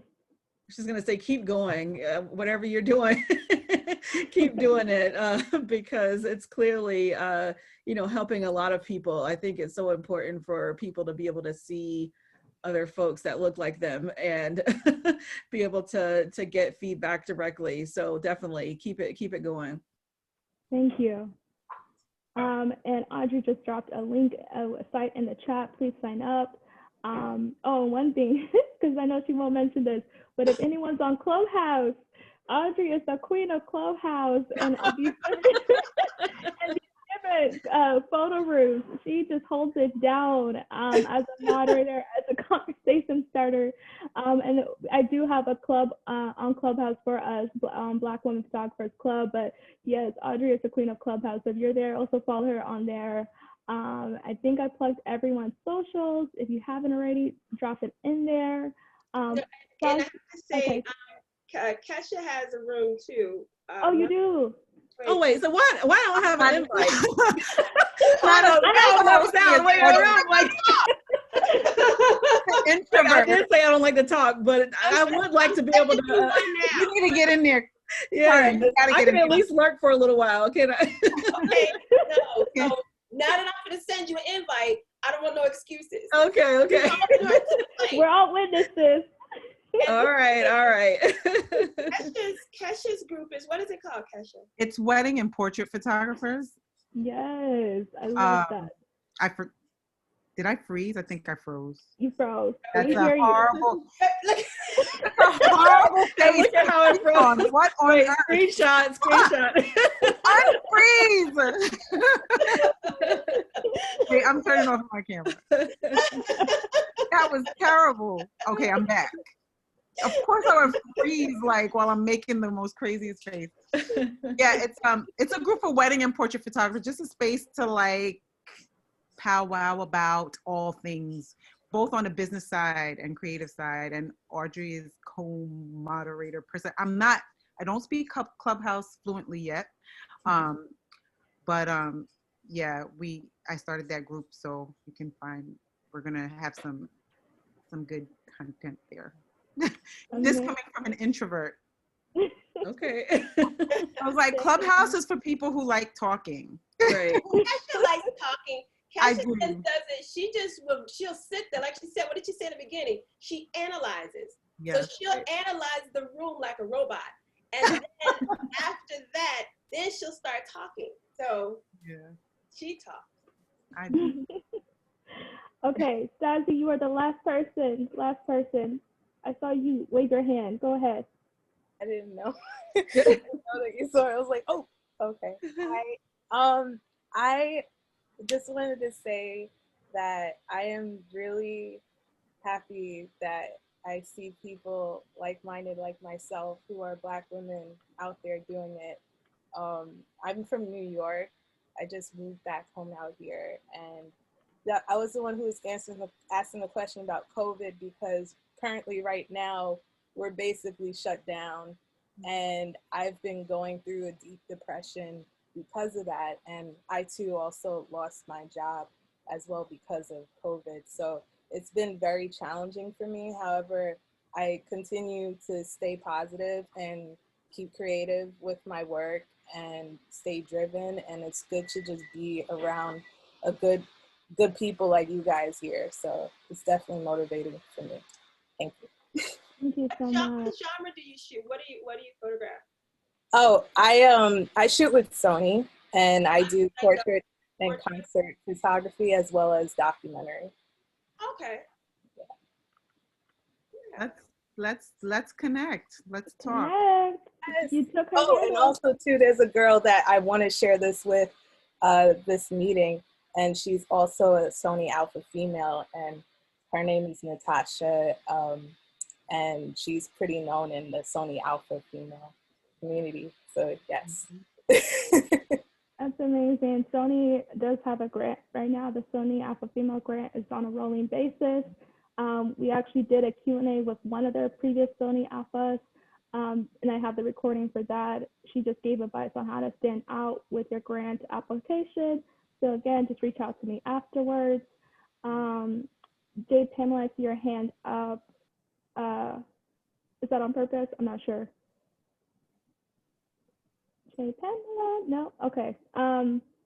Well, on that note, everyone, thank you. Yes. Hey, Polly. Yes. I just wanted to put an offer out there for the 2 young ladies who commented that they lost their jobs. Ethel's Club is offering, I guess they put something out today that they were doing gift memberships.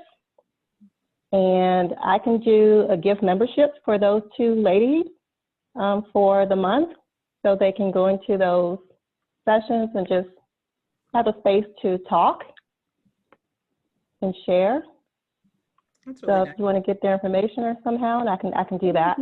Yeah, you want to drop, you want to send, if you all, okay, if you send me a note, or if you feel comfortable sharing your information so they can reach out to you, that would be amazing. For you all can connect and you can share more information about what that is. I'd love that. You can drop it in the chat. Or I see they're putting their emails there. Perfect. So you could reach out to them, Jade Pamela. Thank you. And again, I'm going to turn all this into a spreadsheet. I mean, not right away. First, I'm going to eat some dinner, y'all, and relax for a second. But I will put this in a spreadsheet and send it out either tomorrow or the following day. Other resources that were shared, Nikon is having free classes for this holiday season, and Sony is having their free creatives event this season, this weekend, and Kesha would be one of the speakers. I think that was all the plugs. I just plugged the directory again, so if you're not in the directory and would like to be, let me know. And on that note, thank you all so much. This has been a beautiful 2 hours and 12 minutes. You all are amazing. Thank you so much. Thank you guys so much. This is awesome. Bye, y'all. Bye. Bye.